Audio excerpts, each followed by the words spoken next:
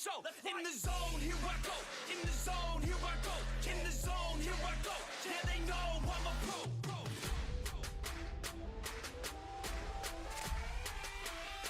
Let's go, let's go.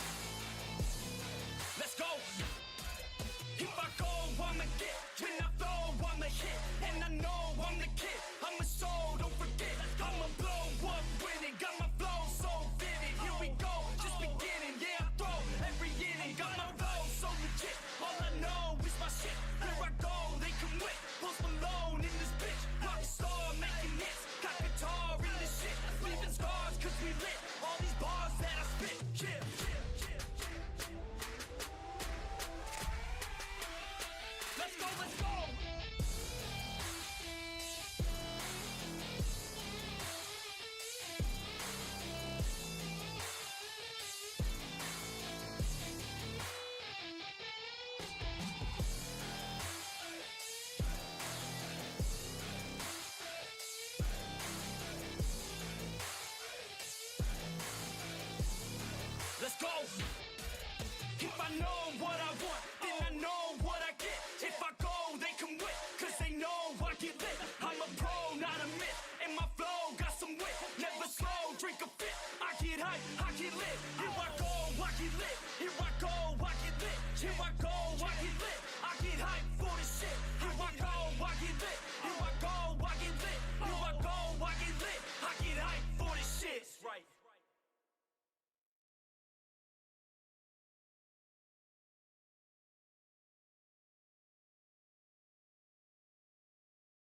I think we should just like start running a pool, the show pool. Who will show up? If he's not here already, I'm pretty sure he's not coming. All right, let's do this. Yo, what's going on, everybody? It's your boy Toe Tags in the building. We got Cabs and Cap. We're gonna let them do their thing in a little bit. Show has nowhere to be seen. Lays on his way. Tonight we are talking about these heroes and the villains. They have some emotional issues, and we're gonna see if they got over them or not. You know what I'm saying? We gotta drop the funk bomb on that one. I'm very excited about this one. For real, yo. Cabs was in a war with a dentist, and he came out living, man. He's back. Welcome back, Cabs. I did okay. I did okay. Man, you're an inspiration to all of us. Go to the dentist, man. Take care of your teeth, bro. There's no reason why you should wake up at 3 a.m. crying because of tooth pain. It's terrible. For real. The only reason why you should wake up at 3 o'clock in the morning and start crying is if you ran out of ice cream. Ice cream. You ran out of, maybe your favorite juice. Child support checks. I would be upset if I woke up at 3 a.m. to go to the fridge for some Hawaiian punch and there is no longer Hawaiian punch there. That's a good reason to cry. For real. Or is if you wake up and your girl and her sister are arguing because they found out that they're both yours. But I mean, that's fine.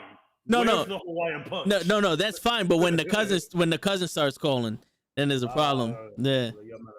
Time for a new number. For real. Yeah. For a normal person, if you're watching Squid Games episode 6 at 3 a.m, Jesus Christ, you're most likely gonna get really, really, really emotional. Yes. True. Squid Game. Kind of a surprise. I saw just the red light, green light, 1, 2, 3 from Squid Games. And I said, you know what? If you don't know how to play that shit and you're 40 years old, there's a fucking problem. You probably wake up in the morning and crying because you stub your toe or some shit like a little pansy. Who didn't know how to play red light, green light though? All the ones that got shot. I didn't think they knew they were gonna get shot. They were just. I think it was a question of like. I mean, me personally. I mean, look. You need to understand. Watching from like outside, like yeah, man, everybody's getting shot. We all knew that. But imagine you're in this and you're like, okay, I know how to play this game. I'm aware of what I need and should be doing, but I am over 40, some of them, I don't have the great back that I used to. I can't just stop on a dime anymore. You know what I'm saying? That with the confusion, like, are we really about to play red light, green light?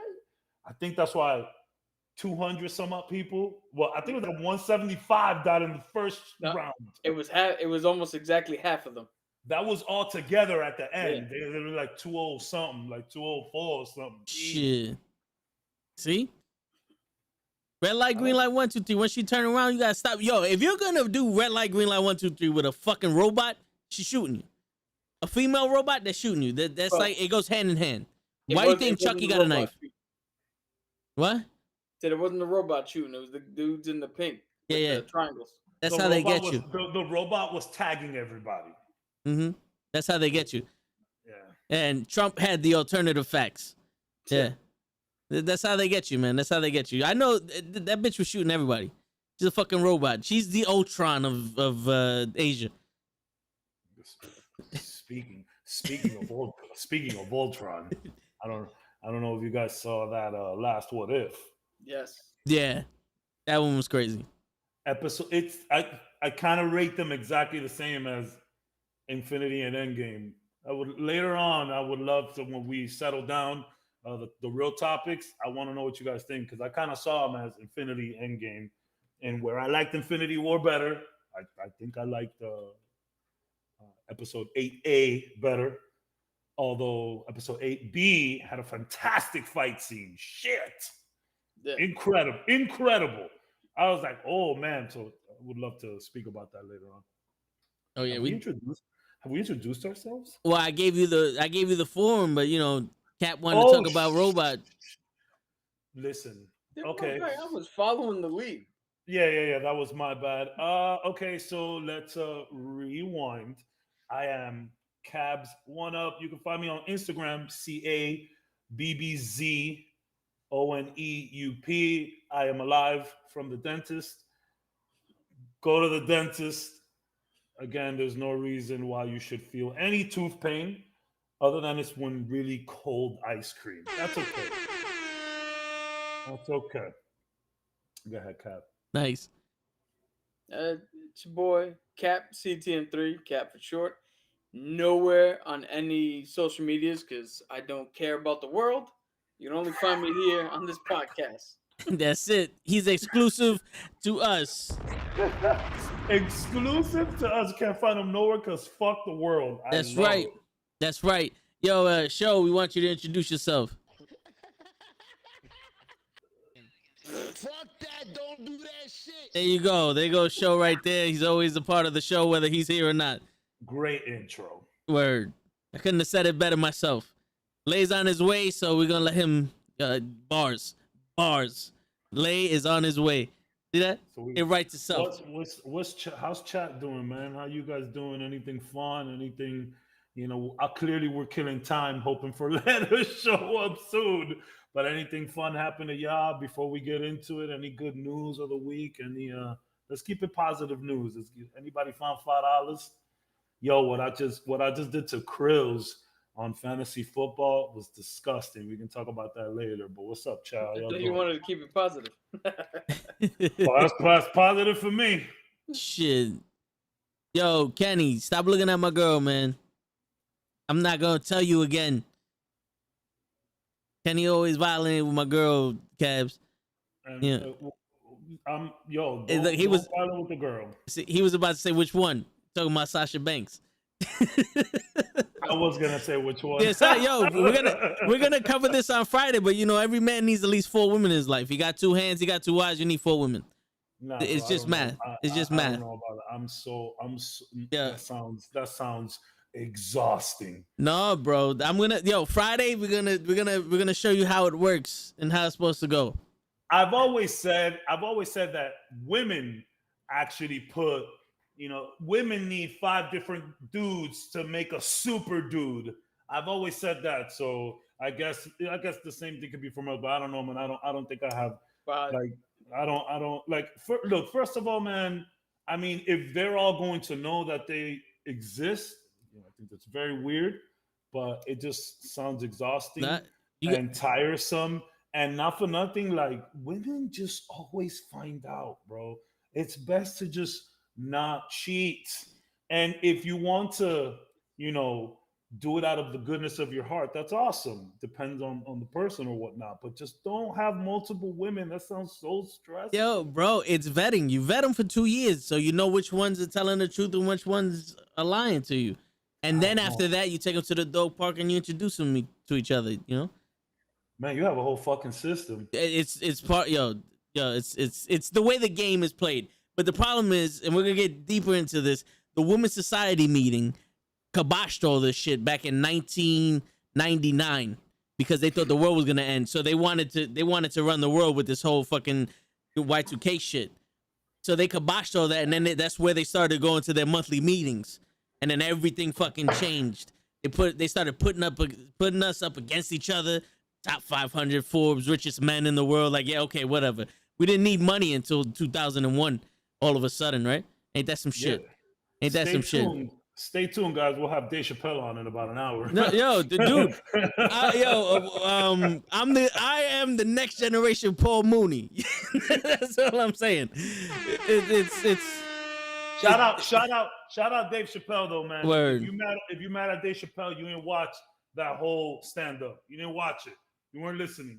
You listen with your upset ears, not with your real ears. Word. And you could go fuck yourself just for the record. I'm gonna let this guy say that, but no, for real. Like, man, multiple 4 girls at once. One of them it's because you Puerto Rican. You like that toxic shit. Yo, bro, 100%. I'm gonna let you know how it works. Yo, and Lay knows, right, Lay? You need 4 girls at once. I literally just walked in. What the hell happened? See, yo, that's the code. I got you, Lay. Don't worry, I got you. That's the code. We all know this. We all know this. Welcome, Lay. You want to introduce yourself to the crew? As we get this traumatic thing going, which I absolutely love, just remember one thing, and this is a beautiful thing. It takes one day of lunacy to turn a sane man into an absolute maniac. I love it. Word. Yeah, you know when that happens to you? When you start gallivanting with 4 different women. That's what happens. It's true. I hope, yo, you're gonna have to save all those big words for show. All right. Gallivanting is not I could actually spell that one. That's not a big word, is it? So I like to say that to my guests at work. It's 4 syllables, bro. They love the word gallivanting. I tell them all the time. Oh yeah, so while you're gallivanting during the Caribbean, we're gonna be doing this over here. Oh, they old white rich people love the word gallivant. Yo, let me hide. He had the logo of the company right there as I'm saying this shit. This is just tea, y'all. Relax. He's spilling the tea now. Seriously. But now that we got all the facts out the way and Lay, just confirmed it for me. Let's get down to the nitty and the gritty. Yo, real quick, Lay, what'd you think about the last What If show? I was a fan of it. I liked that whole the new Guardians of the Multiverse. I like that. I didn't like, of course, I wasn't a fan of one Guardian that should not be there, but that's just me. Captain Carter, right? Absolutely not. You can figure out who I'm talking about. If you don't know who I'm talking about, then I guess we don't know each other. You know what's funny? For the first time, we're on the same page. Fellas, I am right. Killmonger is trash. I've been saying it. It's okay. Listen, there is such things in this world as an opinion, but we need to start normalizing that sometimes you have the wrong opinion. It's just a thing. It's a thing. Agreed. But you know what's funny though? I keep talking all this shit about Killmonger. I actually enjoyed Killmonger and What If. I actually did. I think it was, he didn't mean to do anything bad. He's like, bro, let's take these stones and let's do something for us. The world is fucked. Let's just do something for us. So I kind of get it. That is not what he did, but okay. That was the overall plan. No, that was the bullshit he said. Just like the bullshit he told Tony, the bullshit he told. We don't know. We'll never know what the real plan was. We'll never know if he was being honest or not because we didn't get there. But I don't know. I think he legitimately wanted to help. in his own crazy way. Yo, for sure. there's one way to find out, and that one way is to ask Drake. If anyone knows, it's Drake. Yeah, it's If Drake anyone knows, yeah, we'll explain what that means another time. for real. But all Let's right, get into it. yeah. So I just want to start off with this whole thing. One of my favorite characters, because I have a list of them. You guys already seen the list, but one of my favorite characters is the Thing.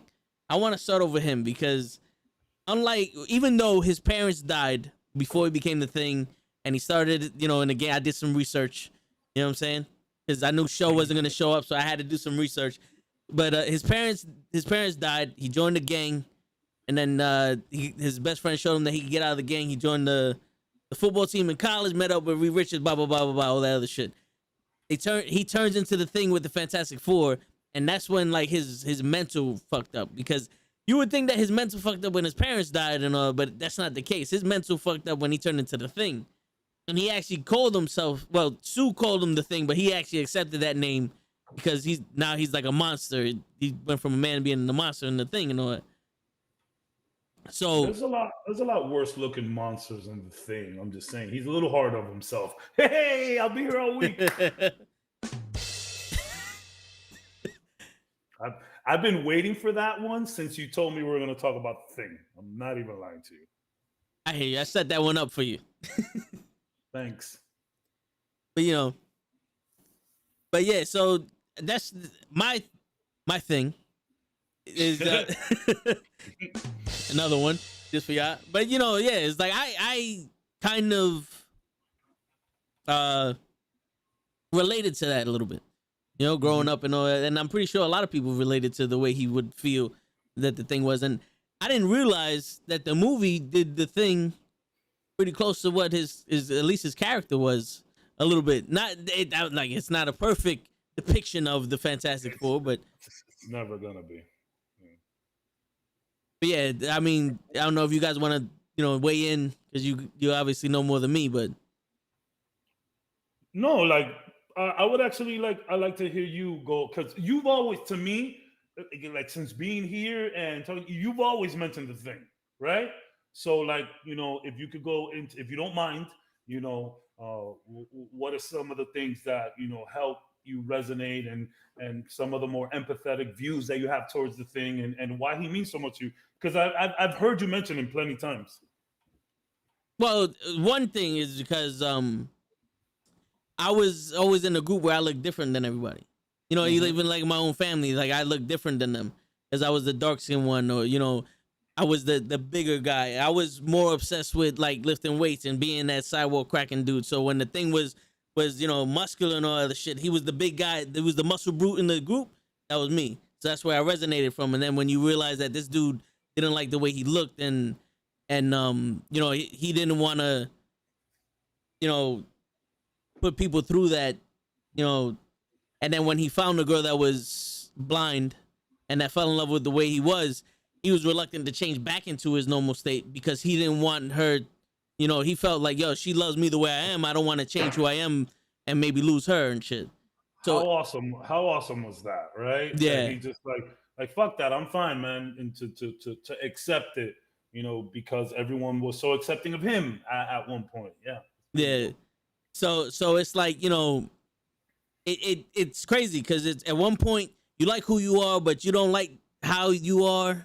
Like there's things in there that make you feel like you don't belong, but you do belong. And it's a struggle of like, which person am I really? Am I the Thing, or am I Ben Grimm? That's a fantastic question. And so you see what you did there, Cavs. I'm on fire. That's right. I took 2 weeks off. No, so that's the thing.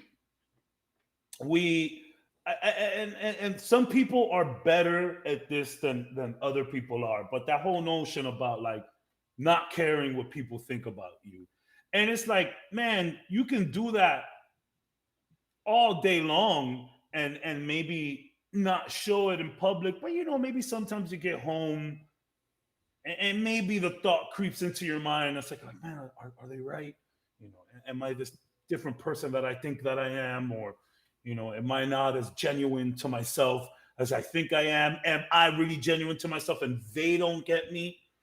So you always have that kind of problem coming up, and a lot of healing. Clearly, this guy had to do some healing to be able to accept himself. And you think that some people may want something, but not really, because if he does turn back human, does she not love him the same anymore? Does she still love him, regardless? So like to find someone that makes you feel so good about yourself, to make you say, you know what, I don't want to turn back. I'm gonna chill right here.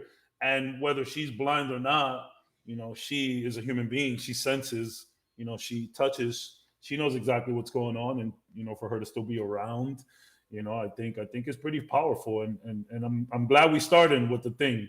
I'm glad. Go ahead. We also got to mention the fact that if you look at his history through the comics, he has been shifted in and out of his rock form Yeah, so many times, whether they gave him the ability to do it himself or somebody else interfered with that. And to one point where he reverted back to human, but then he had his persona changed and he became an asshole. Like that also weighs heavily on him. You can't yo-yo somebody's fucking psyche For sure. and think that they're gonna be fine. And I think to relate that to like a real world thing, I think like with internet bullying and shit like that, that's what that does. It yo-yos somebody's, for lack of a better term, it yo-yos somebody's psyche, because on one side you think, hey, everybody's telling you positive shit, then on the internet somebody's telling you negative shit, and you're going back and forth. You don't know what the hell, who to believe, what to do. You feel a little bit lost, and then shit goes sideways. It's crazy that you mentioned the internet, because and this happens to the biggest streamers and content creators all the way down to the smallest of ones, where you can have your audience and you have a bunch of people that are always going to support you and show love, and then you might have some strangers come in and be like, yo, this shit was actually kind of dope, yo, I'm gonna come back. But then that one comment, that one negative comment, like, oh, you guys are fucking idiots, what the fuck you're saying? Ugh. And it's like, that's the one that you think about. And that's kind of like what I was talking about earlier.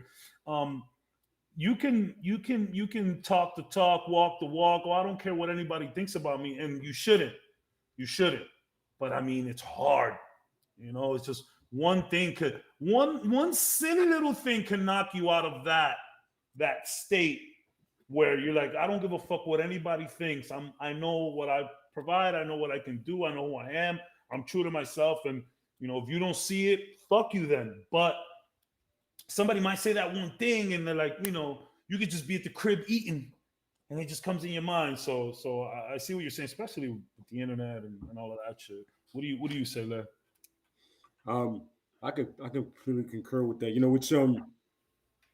It's especially in comics, it's rare when you have that kind of Beauty and the Beast thing going on, almost kind of like that kind of story to it. You even have it with the Hulk and Betty Ross, because she knows Banner, but she also loves the Hulk as well. So it's that line of seeing past what everybody else sees and kind of just not generalizing the person. It's like, oh, he's big, he destroys stuff, yeah, but 9 out of 10 times for the right reason and still a good guy. You know what I mean? At the end of the day, the core of the beast, as you would put, is still a good person. You know what I mean? And that's for the thing, the Hulk as well. It's that innate ability to do right no matter what. You know what I mean? And for somebody to recognize that, somebody that's not everybody, somebody that means something special to them, it's a beautiful thing, and I love to see that. It's one of my favorite things in comics. For real. So, do you think that he still suffers from that, or has he gotten past that? He's shown light of getting past that, or? I mean, he seems like one of the guys that really has took that and made it his own thing. Like literally. He took what, like all puns intended, what he is. He's accepted it, and it's to the point now where he's almost self-deprecating in a sense, and he like really enjoys who he is. So that's one of those guys that really got over it, man. And not only did he get over it, he owns it and he uses it, Yeah. better than most. To give you like a little key into to your question, has he gotten past it or not? His nickname is the ever loving blue-eyed thing. So like I think he finally has come to terms with the totality of it, with the fact that he looks a certain way. Certain people perceive him as a monster. The majority of the people see him as he truly is. He knows who he is. He's got Alicia with him, and all that weighs in the positive. All that positivity outweighs the negative. Just throw that shit aside. We're good. The balance, as we always talk about, like, and I didn't know about the blue-eyed. Yeah, What is it? The ever loving blue-eyed thing. right thing. Yeah. Ever loving blue. So yeah, because he was a hard ass, like you said, running around, joining crews and gangs and shit. And now he's the thing, and he found that balance where he's a big lovable rock. What's not to like? I mean, to be honest, I think he's one of the cooler characters, if you ask me.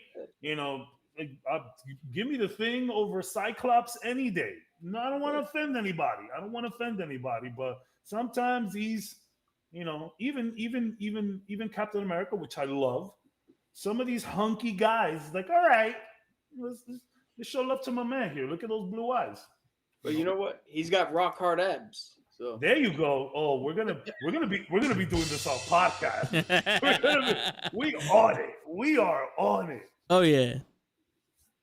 The thing lends himself to these kind of jokes. I think the Thing and all of his writers and creators would be upset if we didn't do this. So I think we're right on track. yeah, if the Thing was a real person, I bet you would have the funniest one out of them all. The funniest rock pun. Oh yeah, no, yeah, he'd love it. I think he'd be doing it himself. Well, guys, you got me stuck between a rock and a hard place, and then he's just like kind of waiting for it. He's like, bro, it's been 15 years. We're all best friends. You don't have any new material at this point. Let's get it going, kid. Well, at least he didn't let him, his heart turn to stone. That's what I'm saying. Yes, no, and as funny as it is, he didn't let it get to him. He didn't let it get to his heart. The one thing that's still natural and true and pure. That's right. See, this is I think that's one of the ways that he's essentially overcome most of his trauma is because if you see how we're talking about a serious topic, but we're making jokes. Yeah. Because comedy and trauma actually go hand in hand sometimes. And sometimes you can't make a joke about certain things, but sometimes that's how you get out of it. Is you find the funny in it, and that'll give you a pathway to deal with it, cope with it, come out better on the other side. So it's like the Thing, kind of like Keanu Reeves of like Marvel heroes, where it's just like, does anybody really dislike the Thing? How can you dislike the Thing? I don't know. Maybe I don't know enough about him. But I don't think you did. I don't think you can dislike the Thing. I've never read anybody saying bad shit about. I've never even heard villains talk that much shit about him. Yeah, I'm looking now. It doesn't. Agreed. Everybody just seems to love this guy. I like it. Yep. So that's a good one to start with. You guys want to name somebody? Lay, you got somebody for us? That's an absolute ridiculous question for me. For the uninitiated like me, who is that? The Black Widow. That is the man that took his trauma and turned it into a war. That's Castle. That's the Punisher. That's Frank Castle. Not the angel piece of shit, the one, just a man, that will easily mow down 50 people, but also will run into a burning building and save a family. But for a guy that took the trauma and completely went left, like some people go, Batman doesn't deal with it. Nah, Batman is a lightweight compared to the gentleman I'm talking about right now. He literally took what happened to his family. In case people that don't know, he is a Marine veteran, but he also he's also Navy SEAL training, demolition, you name it, he's done it. He's like the soldier. You know what I mean? So one day before going to DC to get the Medal of Honor from the president, he's having a picnic with his family. You know, Central Park, enjoying themselves. Unfortunately, there's a mob hit at the same time. Family's eradicated. They thought he was dead too. He gave it some time, you know, saw if justice would play out. He didn't. So he decided to do it himself. And it's easy to say that mafia no longer exists. And then he just rolled it from there. And I'm talking about doesn't exist. I'm talking about he wiped everybody out. Nobody's alive. Forget the Rico. And it's a continuous war. This is a war he knows he's not going to win, but a war he takes on every day. You know, and it's black and white to him. There is no middle ground. You do evil, you die, period. There is no convincing him or other like, oh, you know, well, I turned my life around. Yeah, but you did rape that kid that day. So you got to die. Bye. No rehabilitation for the Punisher. It's simple, plain as day. You do wrong, you die. And that is probably the worst way to deal with the trauma. Yo, jeez.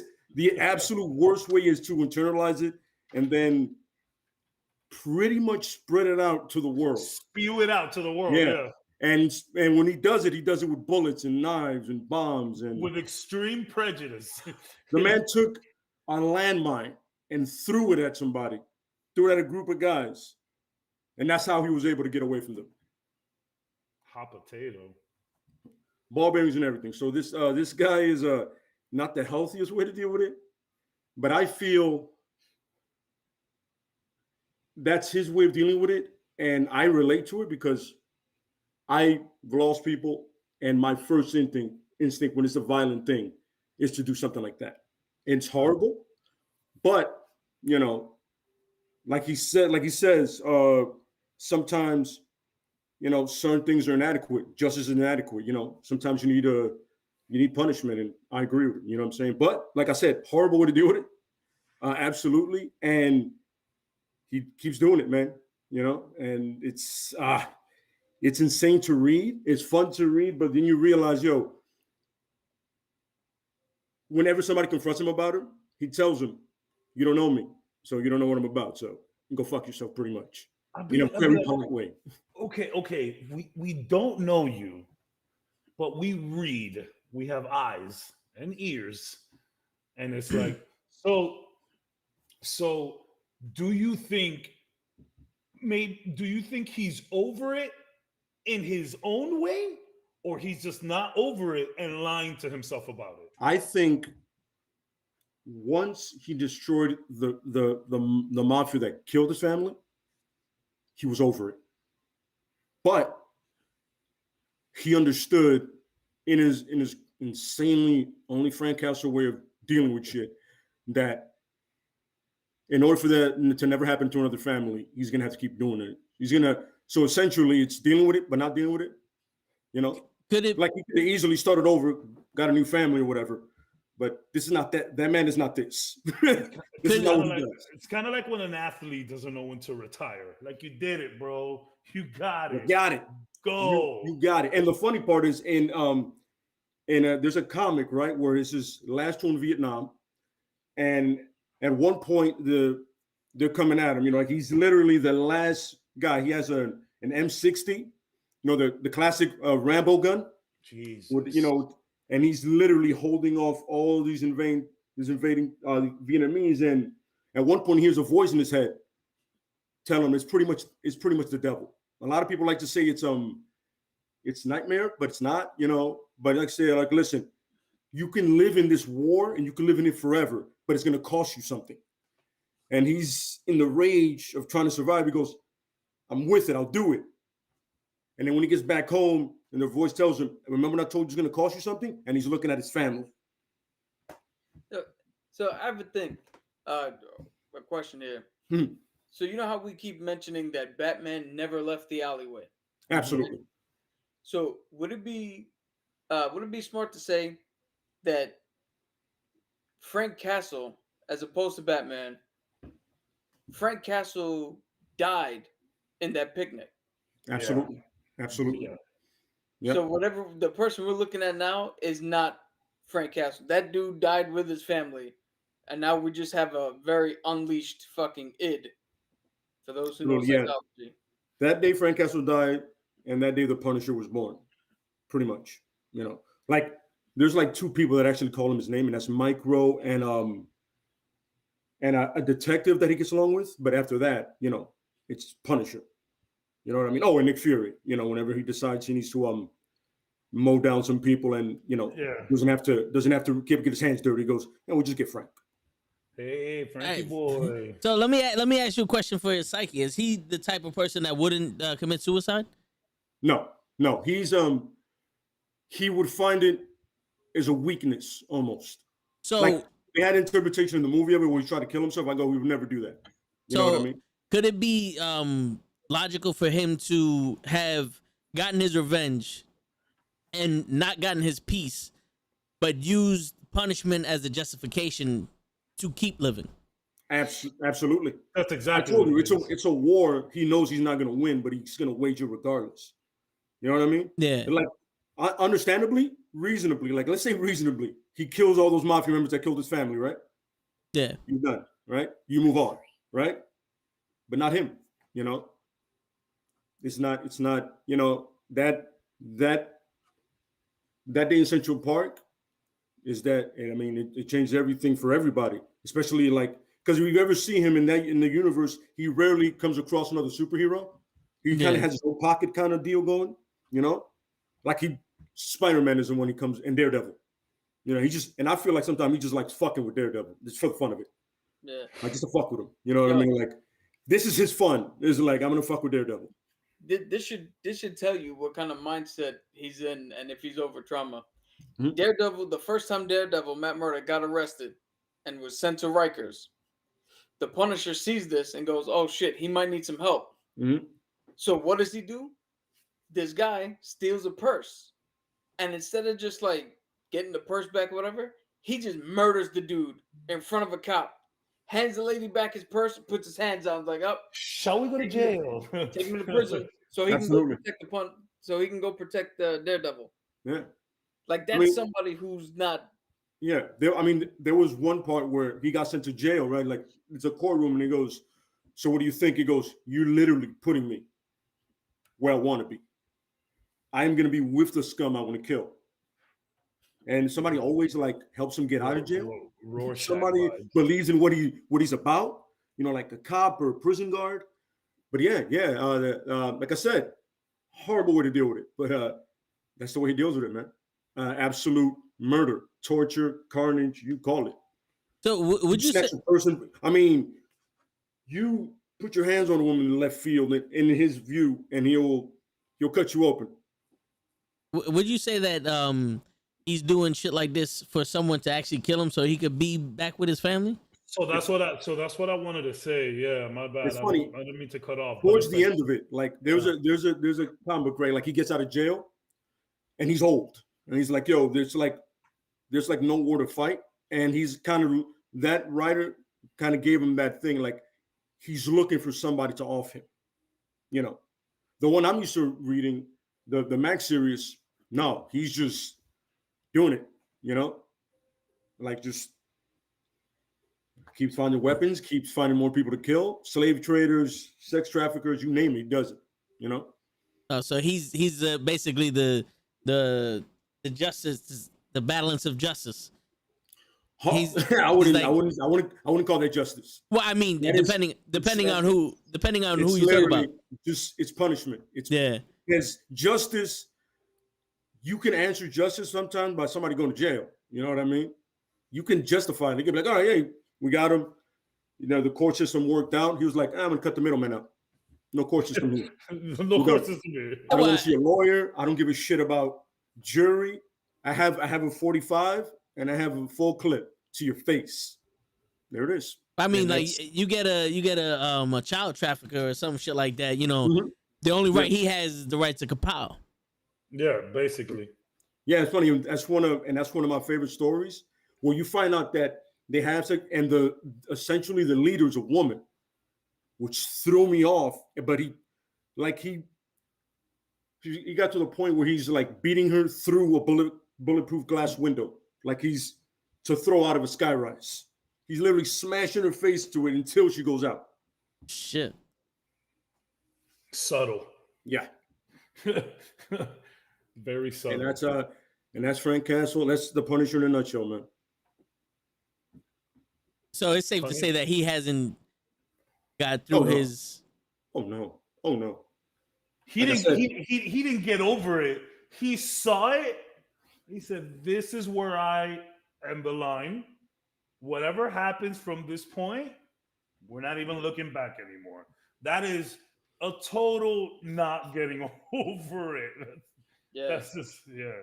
That's making the worst out of a bad situation. People go to therapy. People fight people. This man literally will blow up. Here's a fun story. One of my favorite, right? So he goes to, I believe, Colombia, right? And he gets mafia member there that the cartel is holding, right? So he brings them back to get the family together, you know. And once the family's together, he kills all of them. So he went to Colombia just to bring this guy back. He's like, "Yo, I want you to tell them stop." His whole thing was like, he was kind of the whole time like, "Yo, listen, I want this war between these two families to stop. Once they all get together, everybody's fucked." This is how he works. Went through hell and back to get this dude just so he can kill everybody at once. Yo, he's the personification of that Bane line. Yep. Bane's like, "Oh, you think darkness is your ally? I was born in it." Like, that's molded by the it. personification of that. Yeah. It's funny because I remember it said, Nick Fury said it best. If I was to put the Punisher and the Hulk at two ends of Latveria, the Punisher would get to the middle of Latveria first. Jeez. Just because of his skills and his talent. Shit. And he has this great admiration for Cap, but Cap doesn't give it back, which is funny. Yo, and he hates Deadpool. Apparently everyone hates Deadpool. A lot of people don't like Deadpool, yeah. No, you know, to him, it's just like, he's just annoying. Yeah. It's not hate, it's just, man, shut up. Annoyance. Yeah. But yeah, but that's my favorite superhero, and it says a lot about me, so figure that one out. Hey, you know something? When viewed in the right context and with the right understanding, Frank Castle is a very cathartic hero. Because he's one that you could take all the shit that gets piled on you and just live vicariously through him and let all your shit go as you're reading him mow people down in a safe, correct way to let all that shit out. Yeah, absolutely. Yeah. He's essentially the comic book version of watching a horror movie. That's what it is. You let everything go. When you can root for the monster. Yeah. Because make no mistake about it, Frank Castle is an absolute monster. I want you to understand this. I am not saying he's not. I know what he is. I know, you know what I'm saying, but it's the path I chose, and you know what I'm saying, and I get it, you know. But it's not healthy at all, by the way. He has at the end of the day, he is, you know, a tactician. You know, this guy is well trained, well versed, and it's fun to see him play out. Like, I'm not gonna lie, I remember the game that came out for the PS2, which essentially was not a great game, but the overkills that you did were pretty fun. I mean, like, the wood chipper, you're tapping buttons for that shit. That shit was hysterical. Again, not the greatest game of all time. By any stretch, not even a great game, but very fun and entertaining with all of the shit that you were doing in the zippy one-liners. And I mean, he has a badass outfit too. I like him with the. You know me, I've said it before. I'm a big fan of the duster. Dusters are like if you're a vigilante or you know, like someone on the verge, like maybe you're not good, you're not bad, whatever it is, dusters fit, you know, always. Guy headband. Oh man. That was like a bad call on somebody. Somebody saw Rambo win too many times. Yeah. Yeah. When I'm telling you, when you read the Welcome Back Frank and he's back to basics, you're like, here we go. Like in that one, the lady asked him, right, why do you do it? And he straight up goes, because I hate them. I know she was looking for something psychological or whatever. You're trying to save the world. No, I just hate them. I hate criminals. That's it. Like whatever you're aiming for, lady. This is that simple. So yeah. And no, he did not deal with it at all. At all. I would like to ask a question. Would you consider him as like how can I put like the realest hero, not to like our standpoint, but in the comics? Like when somebody says something, you know for a fact Frank means it. There's no equivocation of anything. Like if Cap says something, it's like, yeah, but you know, you can see the good in this Nazi and you don't do nothing. Punisher's like, I don't give a shit. Nazi, kill him. It's like, would you say that like he would be like the realest one and just people don't like because he kills everybody? I would say he's the most honest one, you know. There's no filter there. Honest to himself, though. Yeah, honest to himself, but there's no filter there. Like, here's a good point, right? When they did that Civil War thing and they had like some of the criminals with them on their side, he literally walks in, he sees two criminals and he shoots both of them in the face. Yeah. He goes, why are they here? He doesn't say it, but you can tell he's thinking. He just shoots both of them in the face. And then Cap did a whole, "What the fuck are you here?" Yeah, absolutely, yeah. But he's the one that saves Spider-Man from like an ass whooping. You know what I mean? I gotta get into that. I'll be honest, like not much Punisher that I've done. All the Punisher that I know is through there. It's an acquired taste. It's kind of like a whiskey. It's an acquired taste. You know what I mean? Because some of it, once you start reading the Max series, it gets really brutal. You know what I mean? So essentially, you're rooting for Jason or Freddy Krueger, pretty much. And so he's really on site. Yes. No. Like he is the definition of. The definition of. Is perfectly fits the Punisher on site. Done. Yeah. That's the Punisher's whole motto. On site, son. He goes out at night waiting for on site to happen. I wish a motherfucker would. Yep. Yeah. He lives that moment. His whole existence is, I want all the smoke.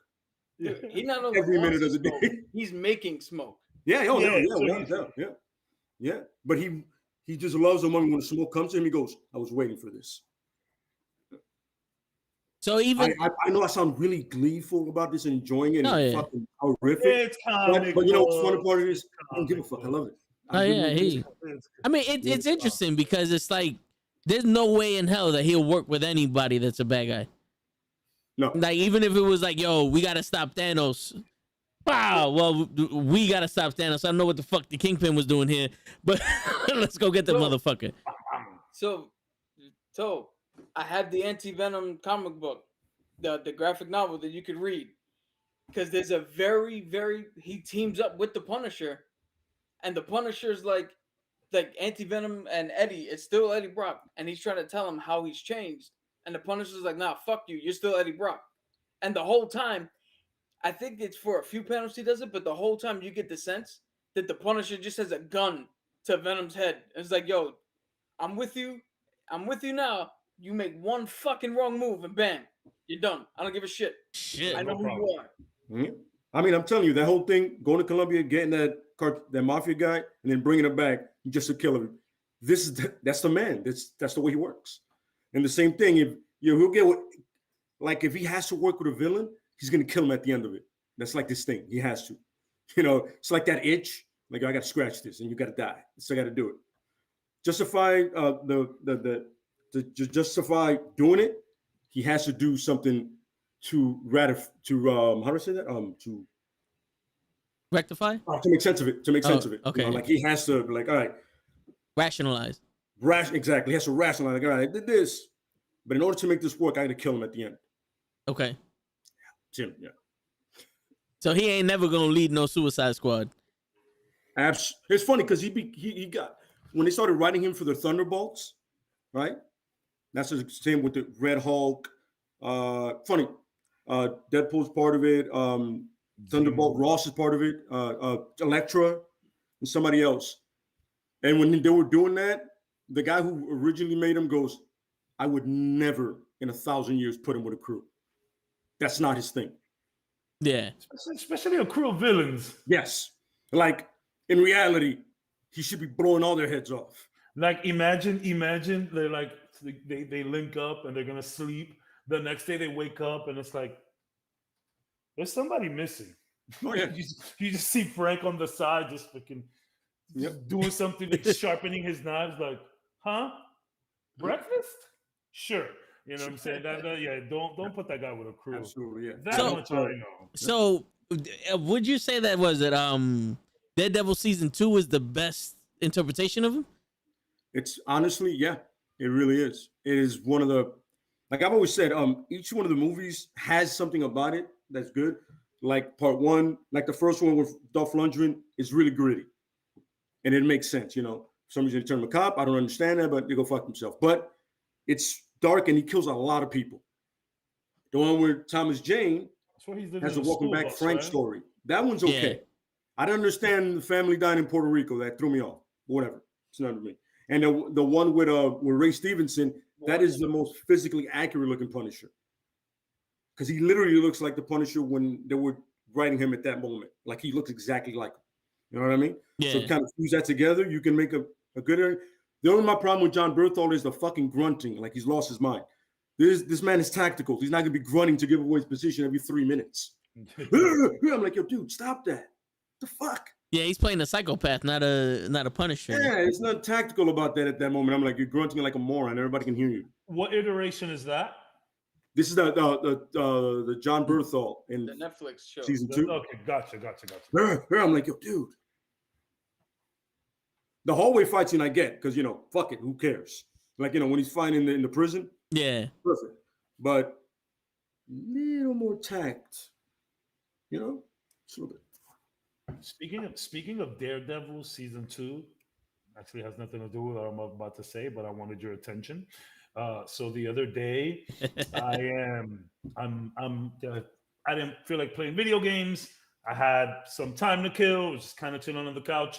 I went to Amazon Video. They've been forcing me to use it, and I just happened to flick through Daredevil with Ben Affleck. Yo, so I'm having a good time in the house. I had a couple drinks, did some other stuff, So I'm in you can't see it. My TV's here. My couch is there. Mm-hmm. In front of me is my kitchen. So I am opening the fridge to grab something to munch.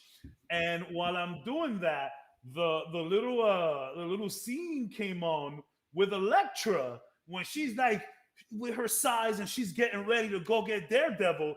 And do you guys remember the song that played during this part? Evanescence, Wake Me Up Inside. And I started dying. But there's different types of laughter, right? There's the laugh like, chuckles, and then there's the laugh by yourself. Do you not, you could do whatever you want. Then there's the laugh to yourself in public that you're trying to hold it in. Then there's laughs with your friends. And then there's laughs with your friends when you're not allowed to laugh. That is max laugh. I was at max laugh with that scene. I was crying. I'm standing in my fridge with, I don't know, some kind of food item in my hand. And I'm looking at this shit like, what is happening? But I thought it was freaking beautiful. In fact, the whole soundtrack, there's mad Evanescence on that shit. Believe it or not, she had more than one hit song. I mean, she had more than one song. Is it a hit? I think 2 of them were hits. But like, man, is Daredevil just not like, Batman? That Daredevil is kind of like very Batman-ish. Oh, very, extremely. I don't know. You guys should, go back and watch that movie. It's very interesting. Here's a funny part, right? I like that movie. I'm walking through Hell's Kitchen, and what song comes on? Yeah. I'm not even joking. Yeah. I'm not even joking. I'm like on 47th and 10th, and I'm like, you've got to be shitting me. I'm like right in the middle of Hell's Kitchen. I'm like, I get that are you bullshit. shitting me right now? Like, yo, by the way, I don't like have an Evanescence on my thing, but it just came on, and I was like, wait, are you serious? I get that. What's this guy? I literally just said his name. I know that Bullseye was a little weird. I don't know, but I kind of enjoyed that movie. Maybe it was just a good time watching it. It's one of those things where you think it's good, but maybe it's a little bad. But I don't know. The movie's very interesting. I had a good time rewatching.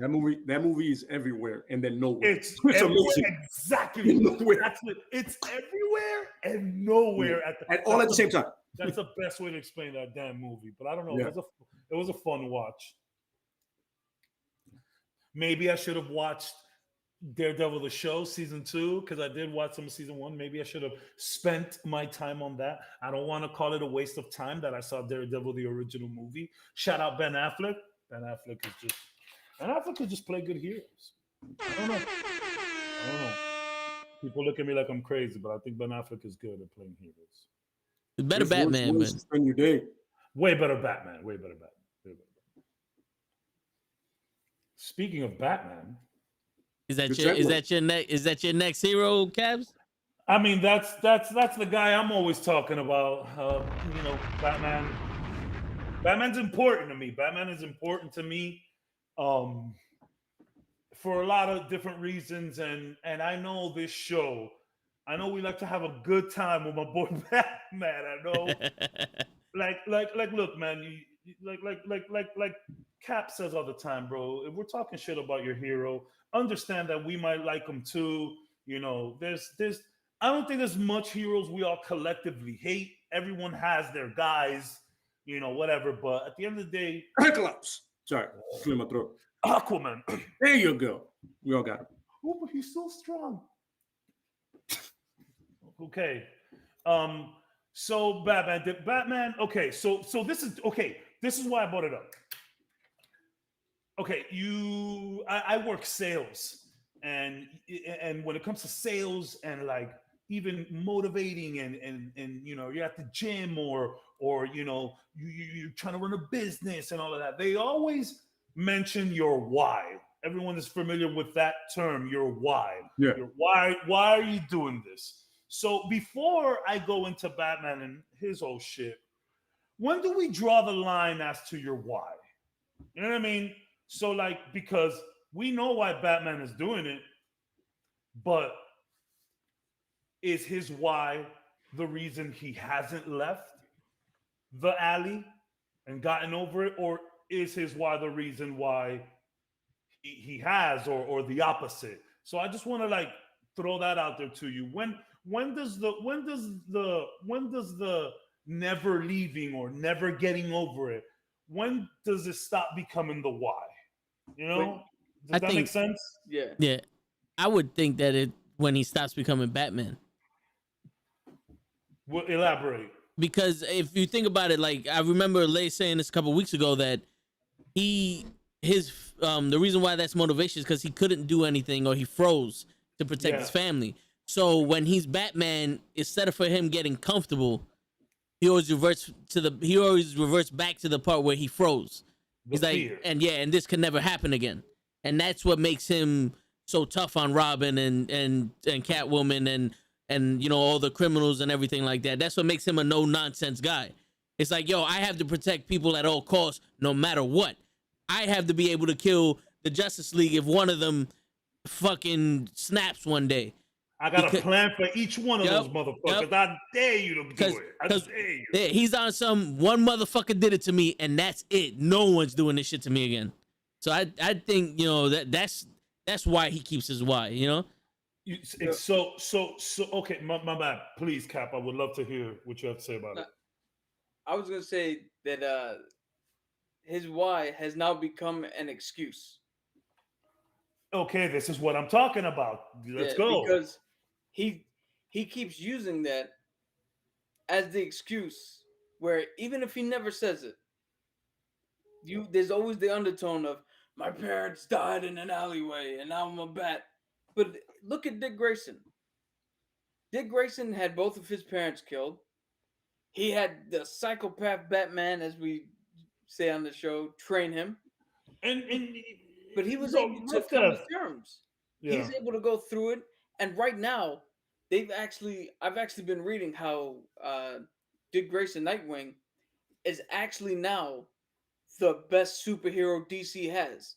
And I'm not talking about what they're writing. Other superheroes have put him now above Superman. Yeah, I saw that. So Batman can never get there because he's still using that night as an excuse. Where the Punisher, as we said, the Punisher doesn't lie to himself. The Punisher knows Frank Castle's done. I'm now what's driving it. Batman is refusing to acknowledge that the Bruce Wayne that was 12 or 11 or however many years old that froze in that alleyway, he refused to acknowledge that he grew up and he learned to face the fear and he does not freeze anymore.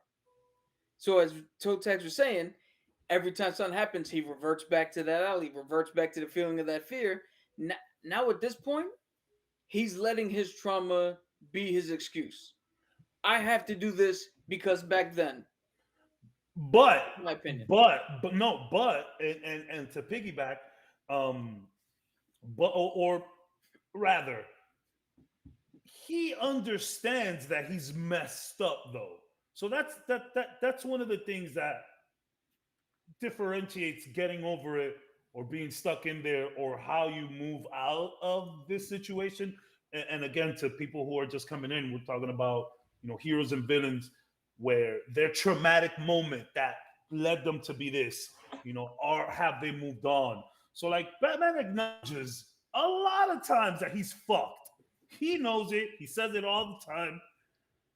So it's weird when it comes to Batman because unlike Frank Castle, Batman says he has a law. He's not really killing people, and he's not. He's fucking them up. But what Frank Castle is doing is, what Batman is doing is cupcakes in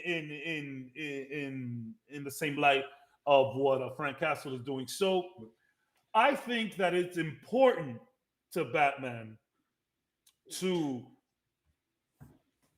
go back and revisit that night so that he could understand the why. Unfortunately, though, I don't think he's ever gotten over it. I have a question. I don't think he's gotten over it. Wait, you just bring up that Batman, he's like, he doesn't kill people. That's his thing. Is that an excuse that he gives himself to be Batman, where it's like, I am not the criminal here because I don't kill people? To differentiate himself. I don't know if you want to call it an excuse, or maybe his justification or his reasoning to it, maybe. But yeah, that's this thing. I don't kill people because I'm not the criminal here. And it's like, well, you break every bone in their bodies and you throw them off roofs, but just because you didn't kill. You don't have a badge. Yeah. So is that like his justification? Like his parents dying him hesitating is the why, but his not killing people is the justification? Yeah. It's the way purely the way he gives himself that excuse. That out. That's his out. I don't kill anybody, but I'm gonna break your legs. Yeah, that's his out. That's kind of like everybody sees it. Like he even told Wonder Woman, "Yo, I'm all kinds of fucked up. We should not be. Nobody should be with me." Or can I bring up?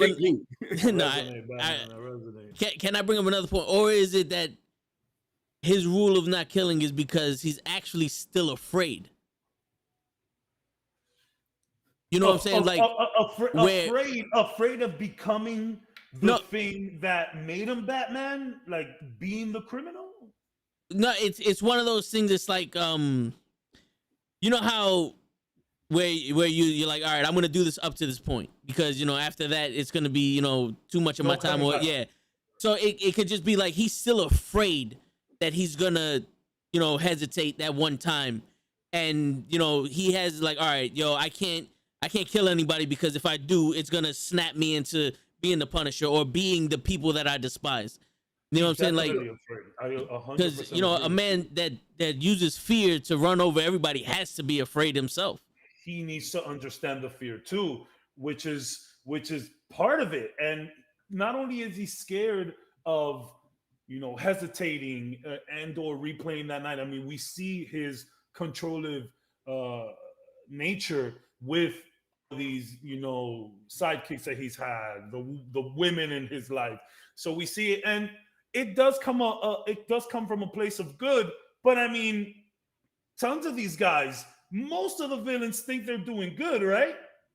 A lot of them do. Yeah. So Yeah, they're the heroes in their eyes. the thing about Batman is that I think he's true to himself in some aspects, some not. Some of the aspects I think he is scared because he understands the fear that he's dishing out, and he doesn't want to pass a certain point because of that fear, because he knows he's just gonna be that thing that he set out to stop. You know, these criminals and all of that shit. And he the fear of going back into that alley and, you know, like you guys say, freezing up. So that's why Batman is so fucked up, because it's not that he's driven by fear, it's just all fear all the time. You know what I'm saying?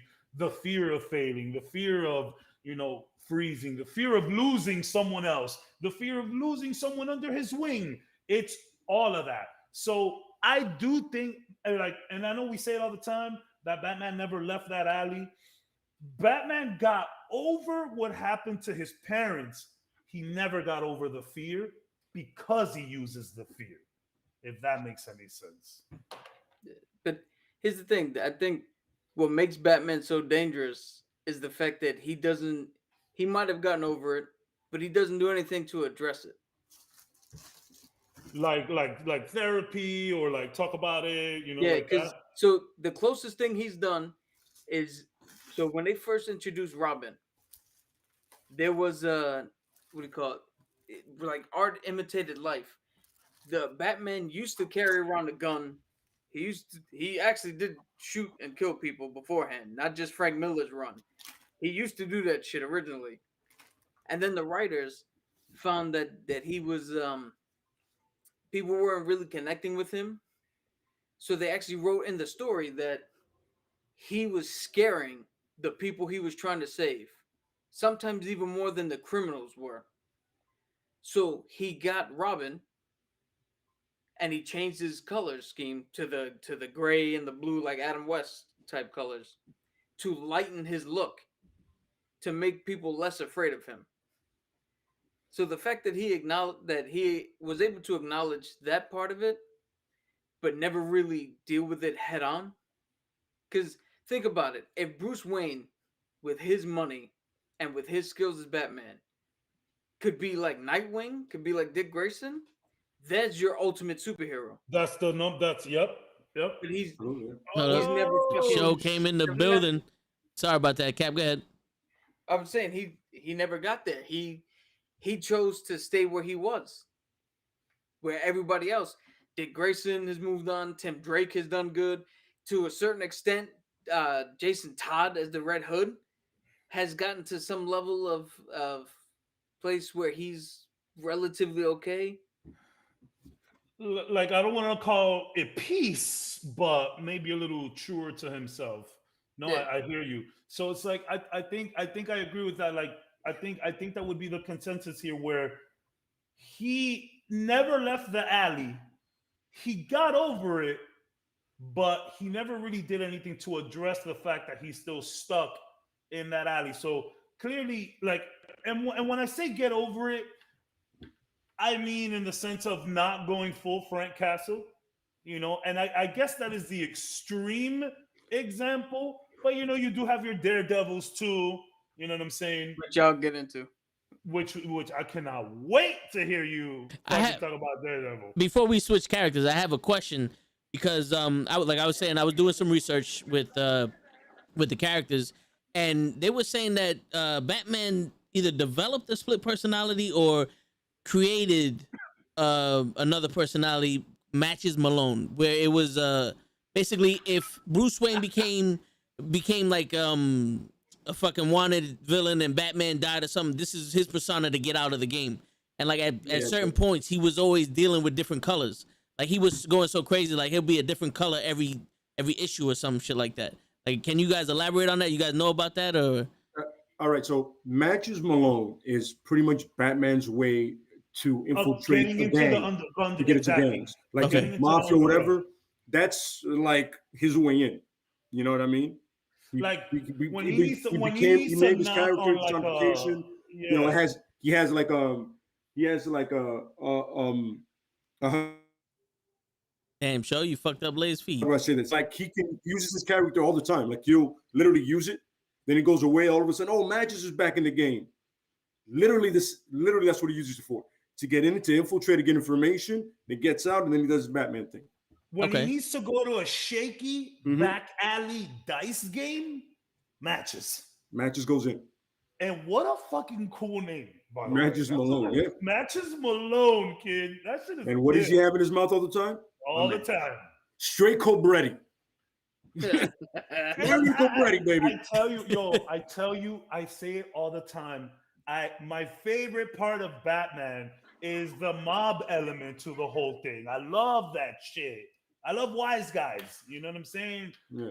It's just it's dope. But Batman is always going to be very interesting to the psyche because it's like, and another thing, we're assessing two people. We are assessing Bruce Wayne and we are assessing Batman. Whereas in Frank Castle, that he is just the Punisher. You know what I'm saying? Same thing is going to happen with Daredevil coming up, where I think Matt is a little bit more unhinged than Bruce Wayne is. The guy's a fucking lawyer, stressed as hell. Yeah. But I think it is tough with Batman. We're looking at two people, but it's kind of part of his thing, man, to just stay in that alley. He got over his parents, he sure did, but he needs to stay in that alley so that he can surround himself with that fear that he constantly uses to get these perpetrators. It's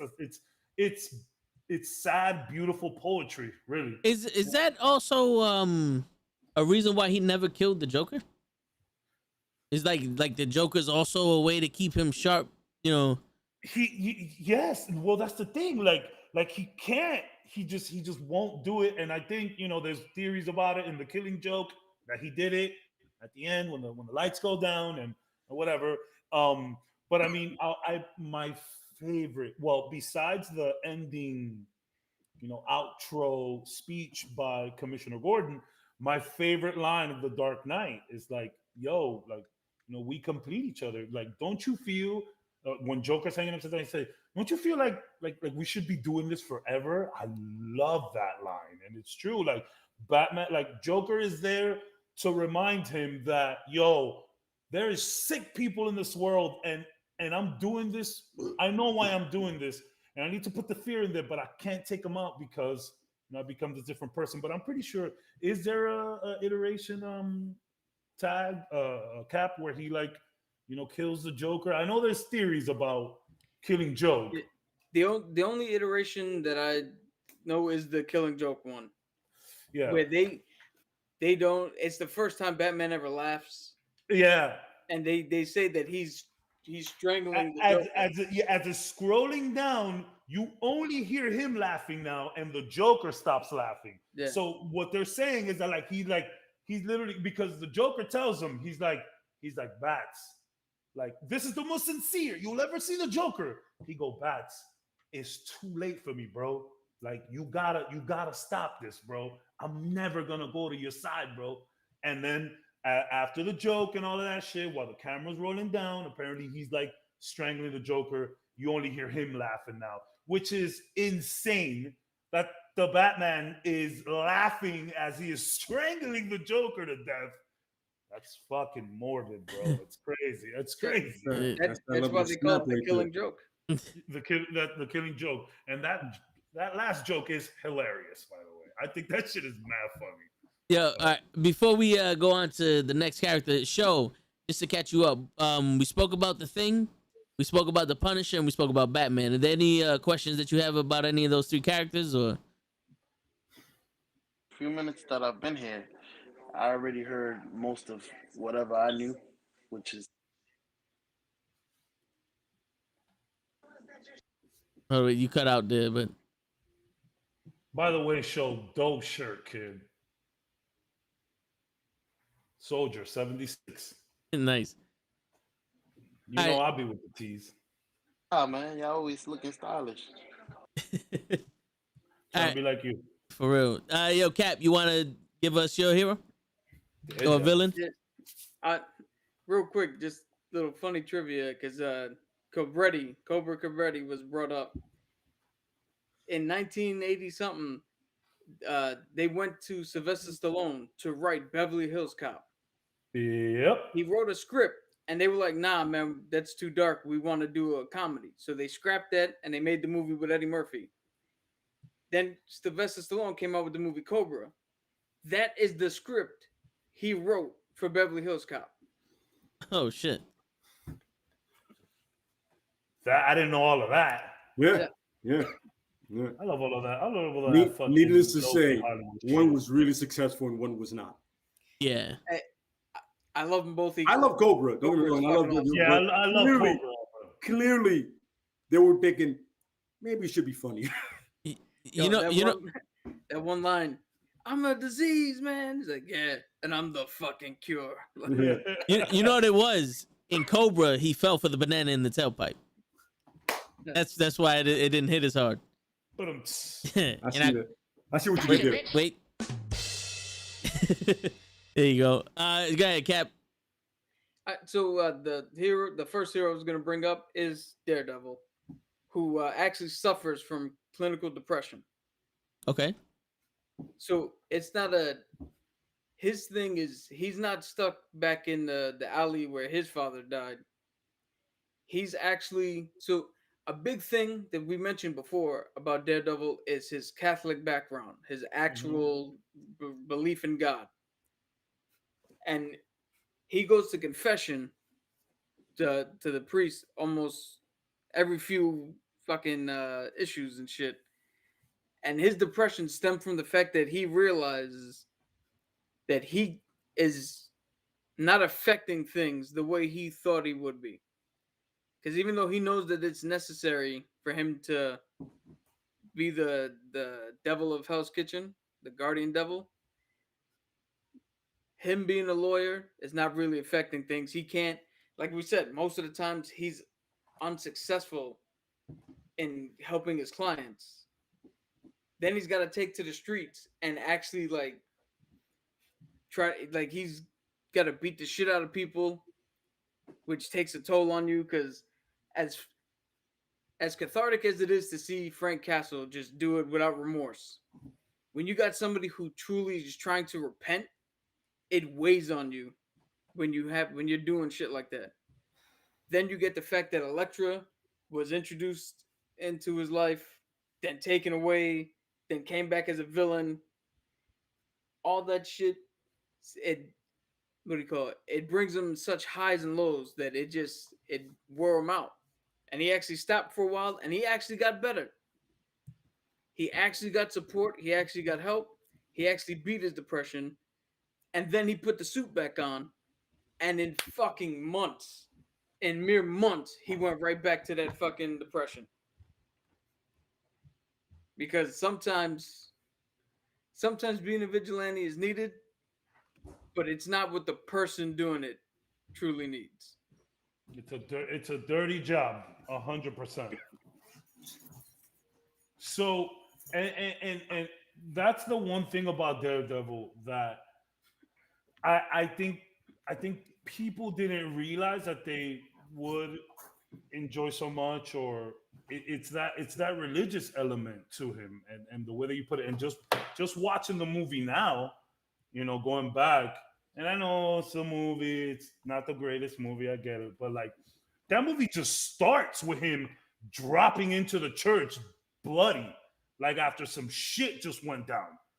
And I remember thinking like, damn son, I really forgot about how much they go into the religious tones with Daredevil. And you're right, that shit messes with him so much. And even I've read the father's like, yo, let me just tell you, what you're doing now is like your own way of confession. I'm not clearing any of this, bro. I'm not clearing it. You just keep coming over here, and I'm just gonna tell you what you need to listen to at this point. So he does have that comment back and forth, and then he adds a whole nother element to it too, because we have people in their alter egos or their other identities, and it's really easy for Frank Castle when you just forget life.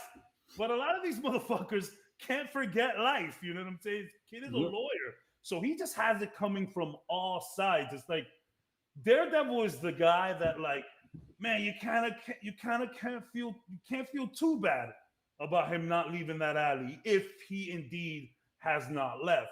So I want to throw it back to you. You think he left? You think he got over it, or Yeah, no, he 100% left, yeah, and that's why I believe he fell into his depression, is because he's like,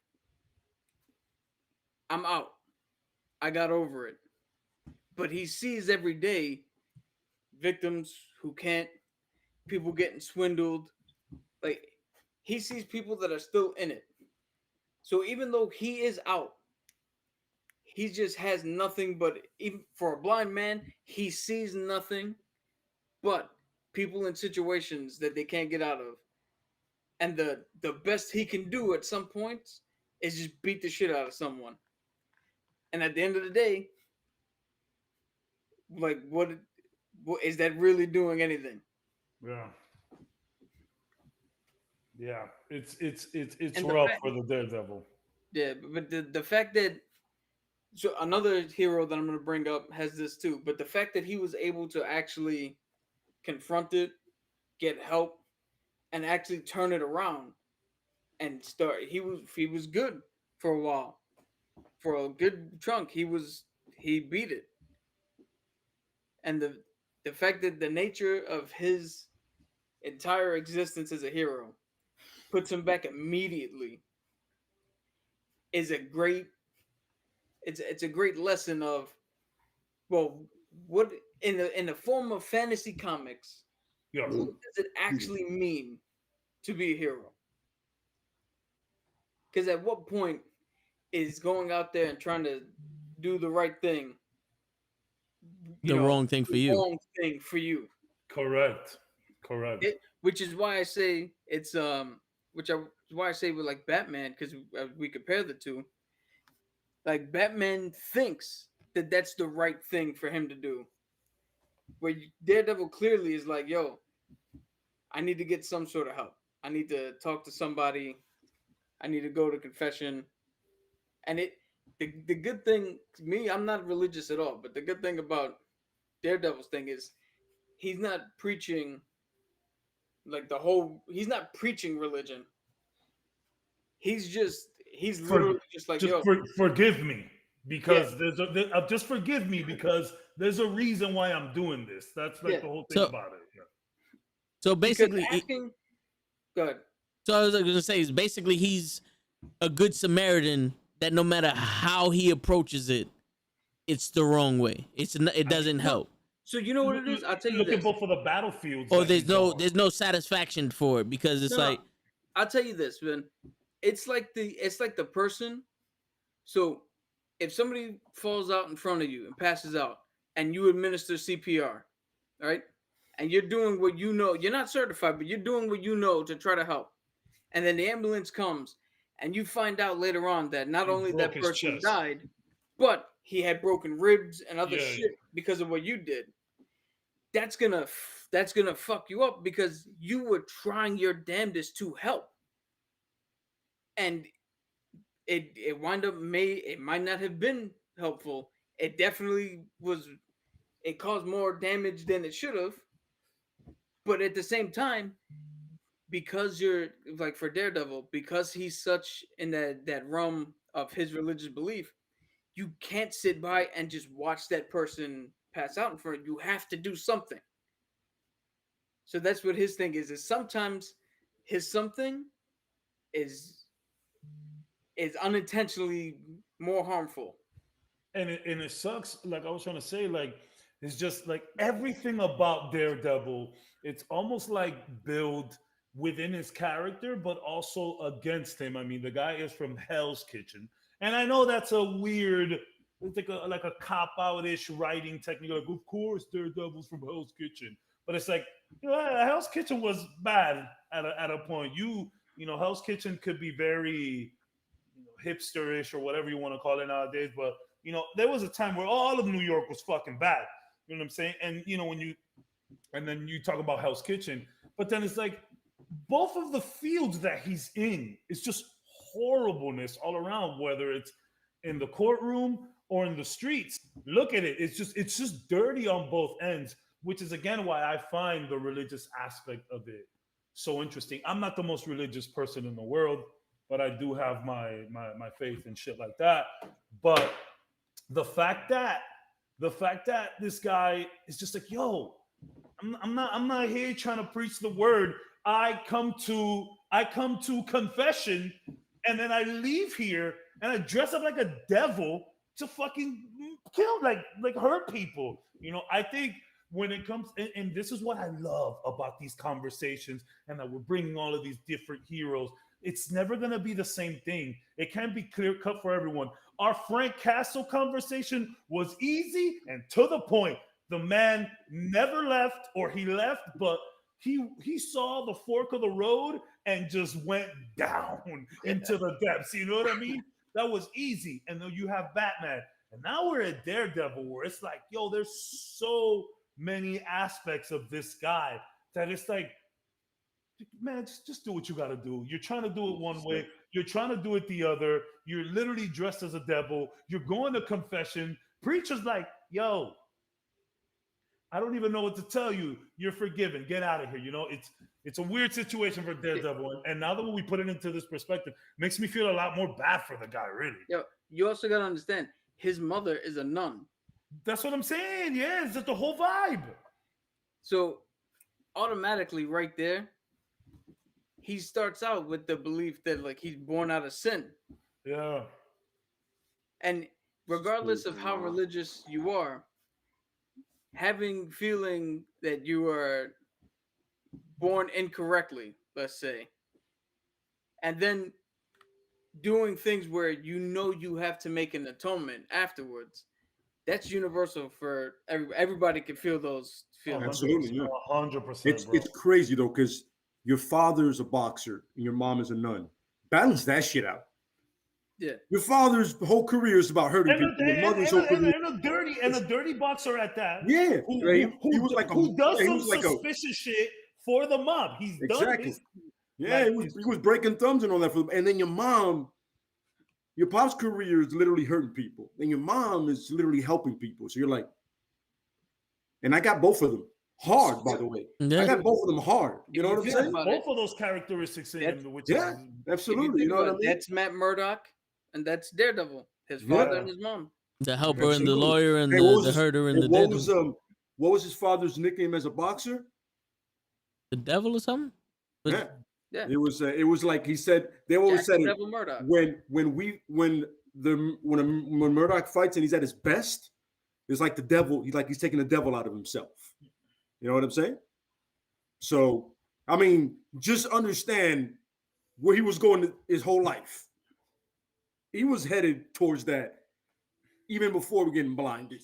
Let's be realistic about this. You know? Yeah, and on top of everything, let's just add blindness. Yeah, exactly. To you at 12 years old. You know what I mean? Like, and then what do? We introduce a guy named Stick to show you how to use that blindness to your advantage. That's the newer stuff, though, because but Stick was in the comics as well, too. Yeah.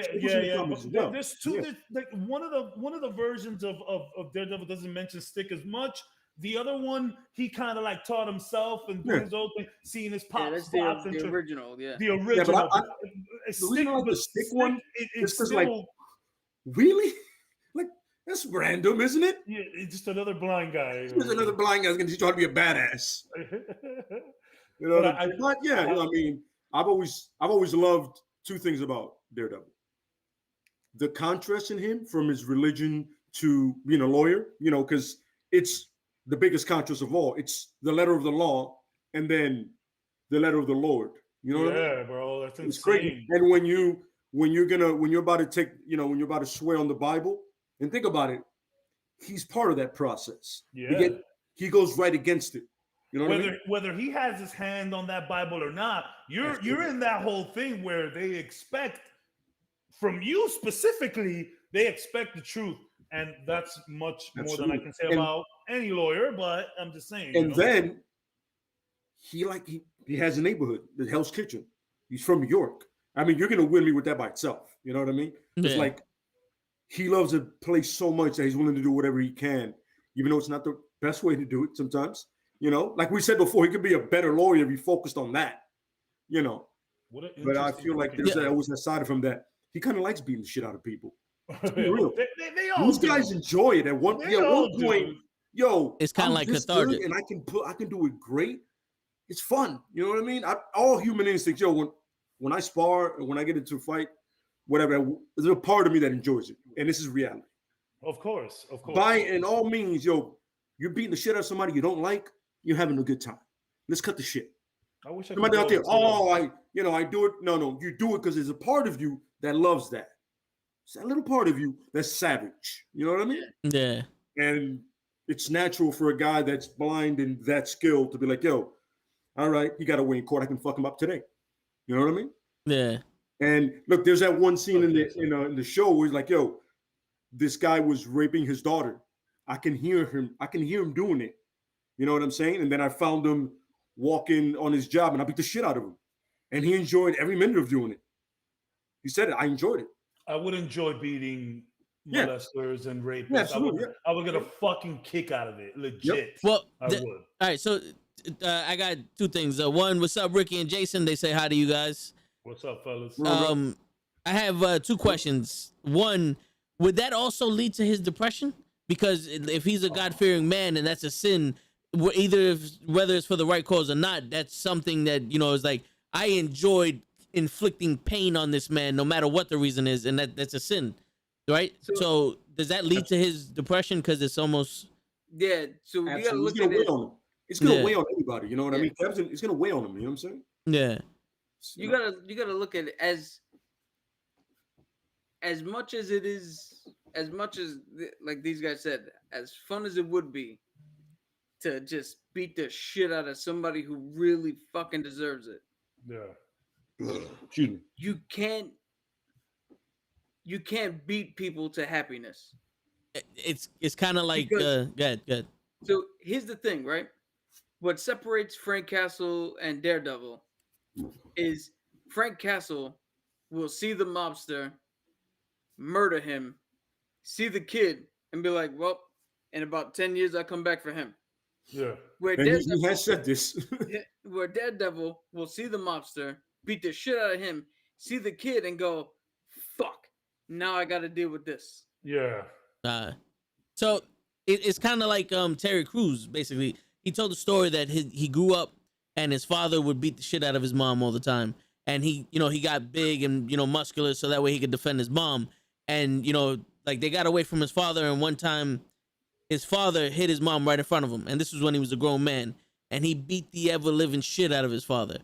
And after he did it, he realized it didn't make him happy. Like it actually feel great about it. Yeah, it made him worse. He's like, you would think like I've been waiting this whole time to to give you back the pain, and it was like it didn't it actually made me worse.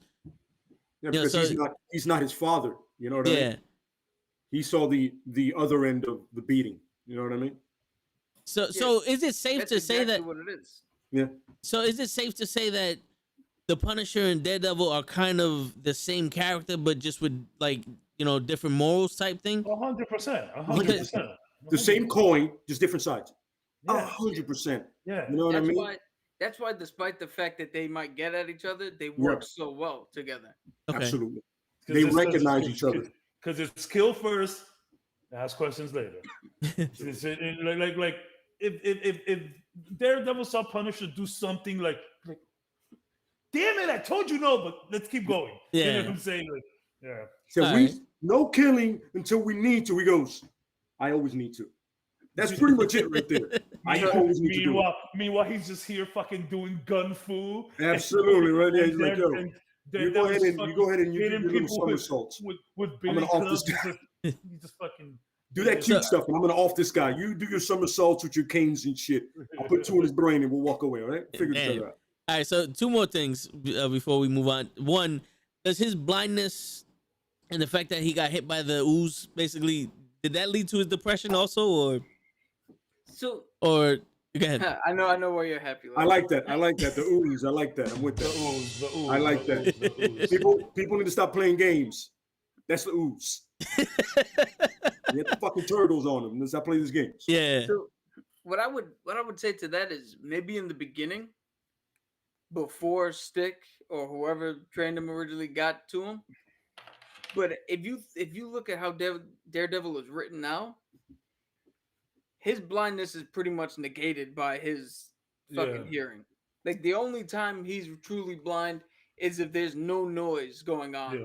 And the only time there's no noise is if he puts himself in that deprecation chamber, So he can sleep. or if a villain fucking does something to take out his hearing. Or there's too much noise. Yeah.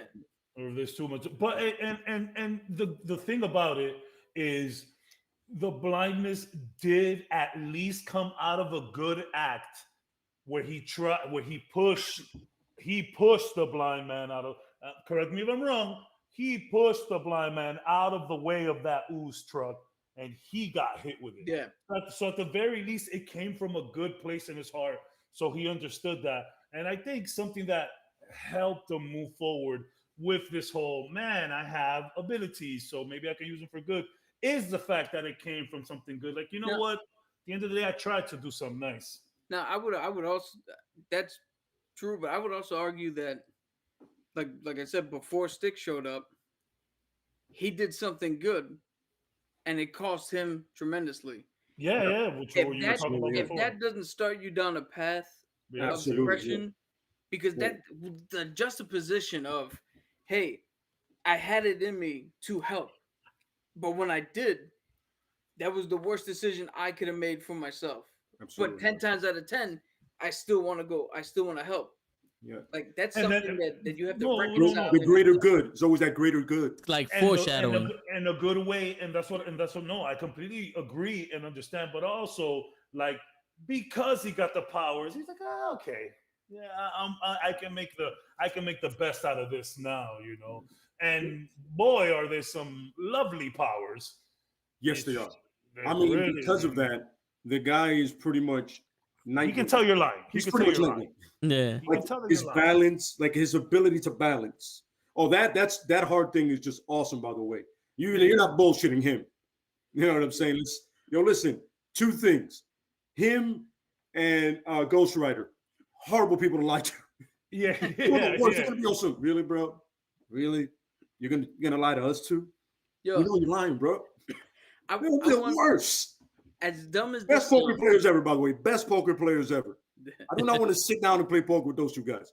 It'll be unfair to him, even though he's blind, but still, fuck that. yo, as dumb as this sounds, I want somebody to make a spoof where Matt Murdock has his own like Jerry Springer, like Maury Povich show, and he just. I would love it. Like, That's a great idea, Brenda dude. wanted to know if you cheated. You said no. I say that is a lie. I would watch the shit out of that. Motherfuckers just walk in. You're the father. Get out. You're the father. Get out. He said, We're like don't lean under this shit. lightning round dudes. Like, yeah, he did it. He did it. Not sure about this guy. Take off that jacket. You know, that should be hilarious. All right. One thing. Show. You want to weigh in on Daredevil? For you guys, I didn't know that his parents one was a nun and one was a boxer. Oh, they were conceived. Like we said, boxer and nun. You're like, wow, how did you guys meet? and Boxer's putting it nice because I'm being polite because he was a mob enforcer. He was breaking thumbs and getting money. He was Rocky 1 before Apollo Creed. He was picking. He was one of those guys. He was like, hey, you owe us. Did they ever mention how they met? He was pretty much Rocky before Rocky was Rocky. You know what I mean? Yeah. His mom. What do you call it? His mom and dad, they met like normal. They fell in love.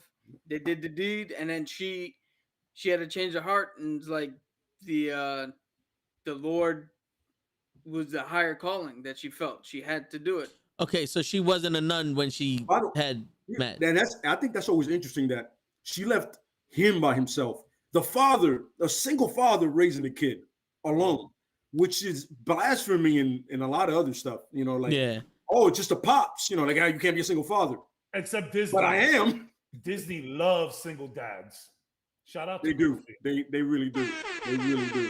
They really do. But I've always found that interesting. I remember when I first read it, that it was his father raising him. You're like, holy shit, it really is.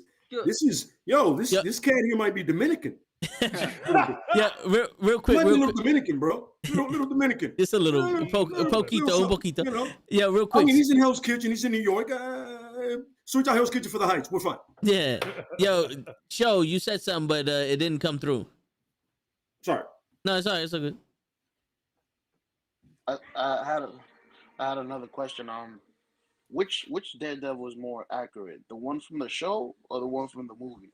I don't remember the one from the show being so deadly. Well, the one from the show. The one from the show has a strong Frank Miller to it. Like when Frank Miller redid The Punisher, which is, by the way, awesome because Frank Miller's Frank Miller. But it's really accurate too. By the way, season 3. The movie ain't that off either. It's weird how they do it, but the movie ain't that off either. No, we made it clear. Yeah, it's getting everything, and then it's not. It's like that's what I watched the director's cut, bro. Oh, that was good. That good. Movie is not bad, bro. I enjoyed it. Usually the director's cut is always good, and this one saves it. A lot of those old comic book movies are just like, even though they try, they're just always dark. Even Spider-Man 1, as lighthearted as Spider-Man 1, is still a little like compared to the Tom Holland in the MCU. I mean, like when when the Goblin impales himself with the glider, that's fucking grim, bro. Yeah, bro. Like I love that shit because like even like movies just back then were inherently darker. Like look at the Turtles. Ninja Turtles 1 is that is a dark movie, son. Yes, but it's sir. the best one. But it's the best one. I mean, absolutely. I did like the lightheartedness of part 2. I did like the music, but part 1 is a masterpiece. And let's remember this. 2 was fun. 2 was very fun. 2 was about selling toys. Let's remember this: that the Turtles, the original Turtles, were murdered. Yeah, they murdered. You know what I'm saying? They changed their bandanas and stuff like that, like to sell toys. But in the beginning, like all red, and they murdered everyone in the name of Splinter. Yes, absolutely. So let's remember this: these Teenage Mutant Ninja Turtles were massacring people, monsters, really. Super strong, agile and all that, and they have ninja skills. You're adding shit on top of shit, making it worse. I want to see year 1 Ninja Turtles. Yes. Turn that into a fucking movie. Let's see them kill everybody. Yes. Until they got some kind of code or the bandanas became different colors and they had cool nicknames and no. I want to see murdering turtles. Yeah. Like let me see the turtles like going back to Tokyo and just wreaking havoc on whatever's left of like this bad side of the Hamato or the clan. You know what I'm saying? Like they turn evil, and Splinter's been raising these little killer monsters to take them back to Tokyo and destroy the clan. Show me some shit like that, bro. By the way, if you guys get a chance, read The Last Ronin. Oh, I saw the first issue. Guys, that shit is dope. It's awesome. It's like you got to check. The site I gave you, it's on there. And but it is I never thought I would enjoy. Make that a movie, by the way. Make The Last Ronin. I would love to see that also. Yeah, I would love to see that. Crazy, bro. I saw basically a rundown of the first issue, and I was like, yo, this shit is crazy. And it's funny because when you think to your head, who is the last Ronin? And you never guess who it is, but then you go, it makes sense. Yeah. You know what I mean? You do the whole, you know what? That does make sense. It's they spoiled it a year ago, but I'm saying, but when you're reading it, you go, that makes perfect fucking sense. Yeah. Because it wouldn't be the one you think it would. There was always two favorites to be it, and I'm not gonna say it because I want you guys to read it. Yeah. But once you see it, you go, yeah, that makes sense. I mean, when you hear something like The Last Ronin and you think about the turtles, you have a vision. Exactly. You have That's a what I vision. did. I did the same thing. I was like, yo, I know who it is. I was who way makes off. sense. I had an idea, Mhm. but then unfortunately I saw the spoiler. I was very fortunate to not see it, and then when all of a sudden when I read that, I was like, shit, that makes sense. Holy fuck! And I'm telling you guys, the art is fantastic, especially when they go back. It's like it goes back to when the original turtle was the way it was drawn, and then when it goes to the future, it's just read it. I'm gonna stop talking. Yeah. It's very dope. Yeah. I'm looking it up right now. Comixology has the whole 4-issue run and a special Last Ronin director's cut issue. Shit, I didn't know director cut that had a fucking Yeah, I'm telling comics you, man, had a director's cut. give me some studio money and I'll make that happen. Yo, for real. But all that other shit, I go, yo, first of all, the turtles are gonna murder, then we're gonna go right to Ronin. And we live in an era where a lot of people are more open to these rated R hero Absolutely. movies, and it's like, bro, you guys made the turtles as wholesome as possible, and that clearly didn't work. So maybe we could try that. And on that segue, Yeah. Show. I actually have a villain. Hold on, wait, before you go, I have a superhero that I want to talk about. Okay. Show- So you want to go first, or hold on, let's see if Show got anybody. Oh, real I'm sorry, quick. Show. I apologize. Yeah, My fault. that's so good. Show, you muted. You're muted, bro. I can't. Yeah, either that or your mic ain't working. Always nice to hear from you, Show. Nah, we still Don't can't hear say you. too much tonight. Too much show. Show's What having do they technical say? It's all difficulties. show, no go. There you. Damn it. Yo, I see- can I you see- change your mic to your headphones I like that one. in the settings? I like that one. I don't think it's connected. I do this shit all the time when I'm listening to stuff. All of a sudden, be like, yo, I can hear your song. Damn it. You're not supposed to listen to hear Adele Skyfall. My bad. I fucked up, man. Yo, come on. We know you're listening to Barbie Girl. You know what's funny? The other day I was jamming to that. I was jamming to that, bro. I was walking to work, jamming to the fuck out of it, bro. There's songs that just take you back to like the 90s, and it's like no matter how weird the song is, you let it play. What was that one? Steal My Sunshine by that like doofy white boy band or something like that. Yeah. They're like, the song is so goofy, but you're like, it's a sunny day. I fuck with it. Rolling. A lot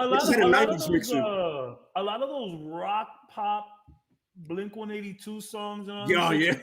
They're not the best written songs.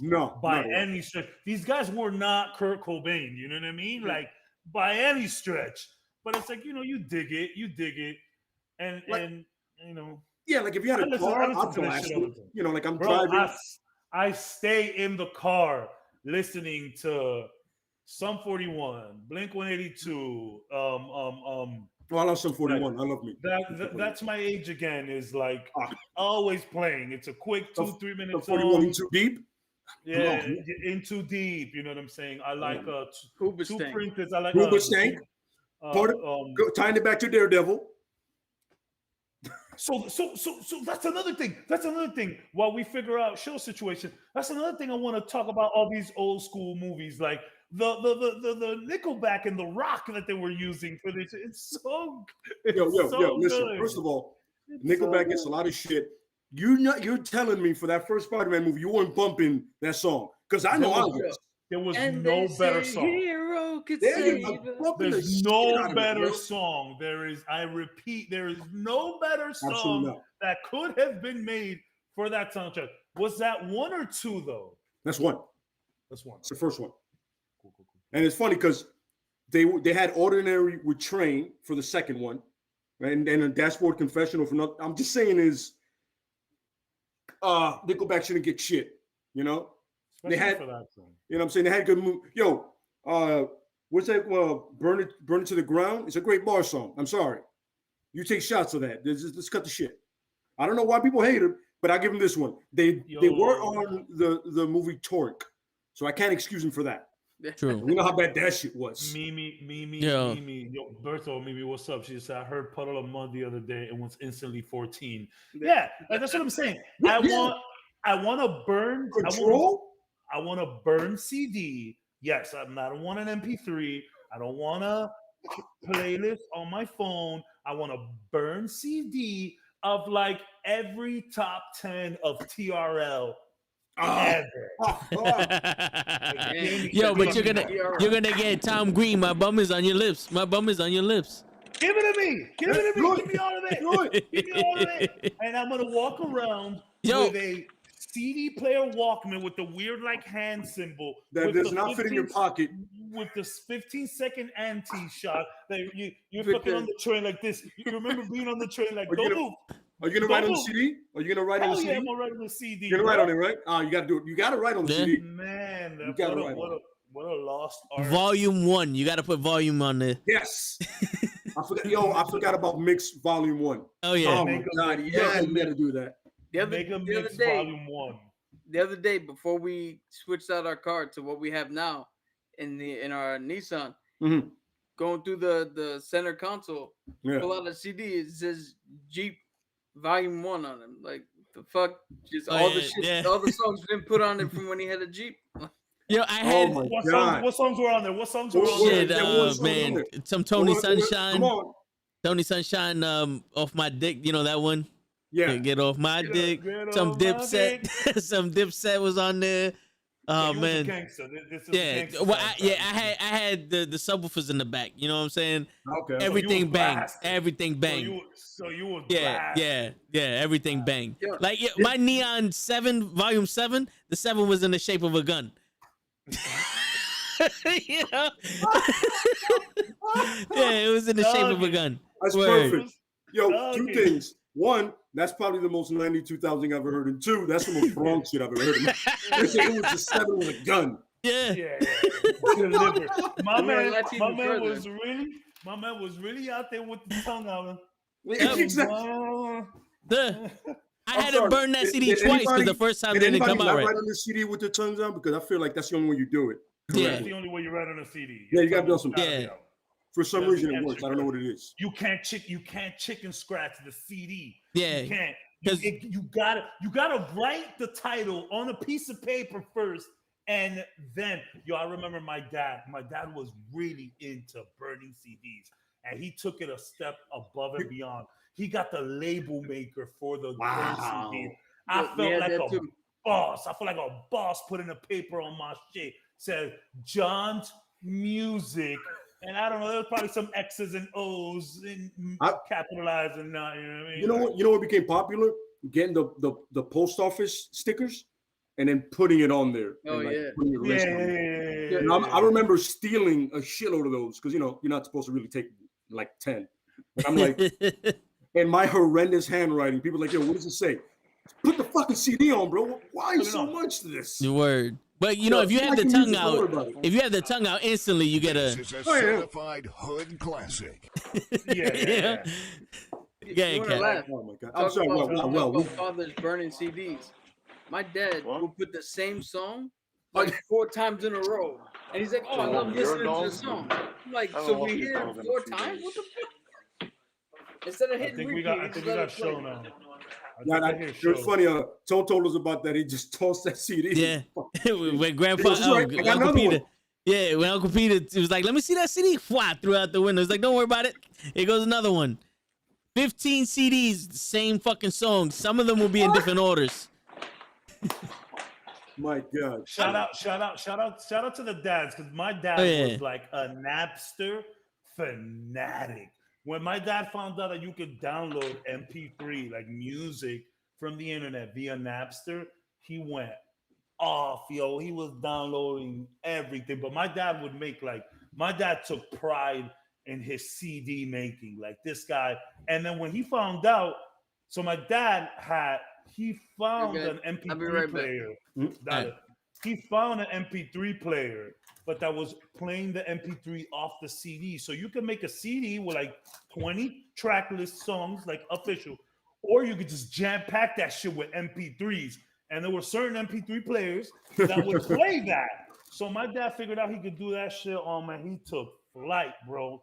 My dad Yo, used to love that shit. Cabs, you remember buying the mix CDs, the hip hop mix CDs? Remember Hell those? yeah, man. Getting those Hell bad yeah. boys, the what's it, Like the every Red Alert DJ and all Clue, that? every DJ Clue that came out. Every I had that yes. shit. The Who's bootleg the other one. DJ's name? It was DJ Clue. Who's the other guy? It was DJ Clue. It was Drama. Drama. It was, Green it was, Lantern. Green Lantern. Green Lantern. This guy used to Desert do Storm? GM there. What's his name? Like He was used to do Desert GM. Storm, or am I getting it wrong? Desert Storm, I believe. I think Desert Storm. Yeah. Damn son, who kid? He was doing a lot of G and stuff though at the time. I think I hear Show moving around. I do hear shows. Yeah. I don't think he understands that he's like we can hear him now. I don't think he Maybe knows. it appears we did have the same childhood because my dad was disgustingly into like downloading music. Yo, dad, if you ever watch this, man, I'm so sorry. But when Napster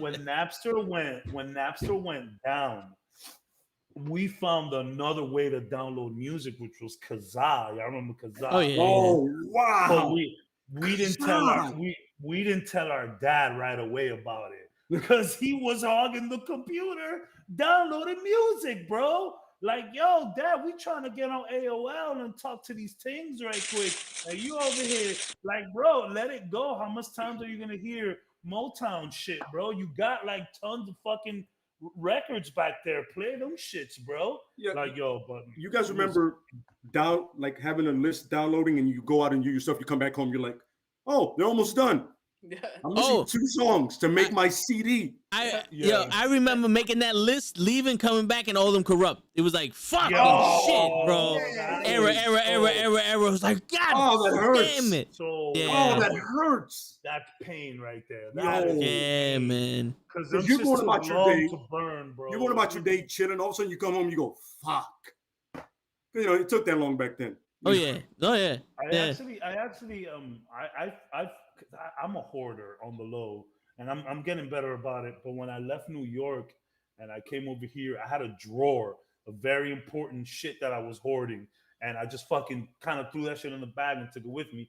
And then I laid it all out when I got to Miami. And throughout the times, you know, moving from house to house, is shit that you bring with you. So I have like a stack of bootleg movies like this. None of them probably work. They're all probably extremely scratched. But within that pile, I found a CD, and it said John's Stuff. And I was like, oh man, what is in here? And I went in there, bro. That was just a mess of shit. There was Here's the fun part. What? It says what? This is my boy. This is my boy. He had breaking beats. He's a break dancer. Back then. Nice. And then I just happened to find it right under it. Oh wow. My man, the amount of training I did to this, my man. Yo, that the original song, I can't play it anymore. That's how much I played it. Yeah, man. Once it came out, I got this right away. That shit makes me want to go punch somebody in the face. Yo. Yeah. There's another one. System of a Down. I mean, System of a Down. you can't go wrong with that. Oh yeah, Chop Suey. I think we lost show. I think we gotta get the show going, bro. Yeah. Keep it going. Yeah. We could talk about burn CDs all you like, but John, there you go, show. there you go. I believe John had a superhero. I mean, Captain. Oh, my bad. I do have a superhero. Let's lighten the mood a little bit. Let's talk about somebody who did get over their why. None other than Spider-Man. True. Do you guys? I'm sorry, Cap. Were you gonna mention Spider-Man? I had a different hero who got over it. Okay, perfect. So we'll run through the heroes and I'll get the villain, I guess. Okay. Yeah. Technically, you had another villain earlier, but we're gonna call it. No. Yeah. Yo, 100% believe. Yes, he is. I know. He I know, really I know. is. Yo, Cap, was your hero the thing? My hero was the thing. No, that was Telltale. All right, go ahead. Somebody who got over it. And yeah, let's talk about good old lovable, friendly neighborhood Spider-Man. Without Mary Jane. So okay. why is my question is why was Peter able to get over it? Is it because he had already lost his parents? Well, he didn't really know he lost them. Was it because he wasn't with them and it was, he was with his grandparents for so long? Maybe he knows loss already, but all things considered, I think if you look at the grand scheme of things when it comes to Spider-Man, he is over Uncle Ben. Yeah. He respects it. He calls back to it, but he is happy-go-lucky. He is, he's aware that it happened. He acknowledges. He moves on. Is it because he's young? Is it because of the neighborhood? Is it because of his powers? Why was Spider-Man able to get over this shit? I'm not going to throw that back at I you. feel it's a good combination of the stuff you said, but it's like he feel like I'm saying, this is my opinion. I feel like he feel like he couldn't really not get over it and have Aunt May. You know what I mean?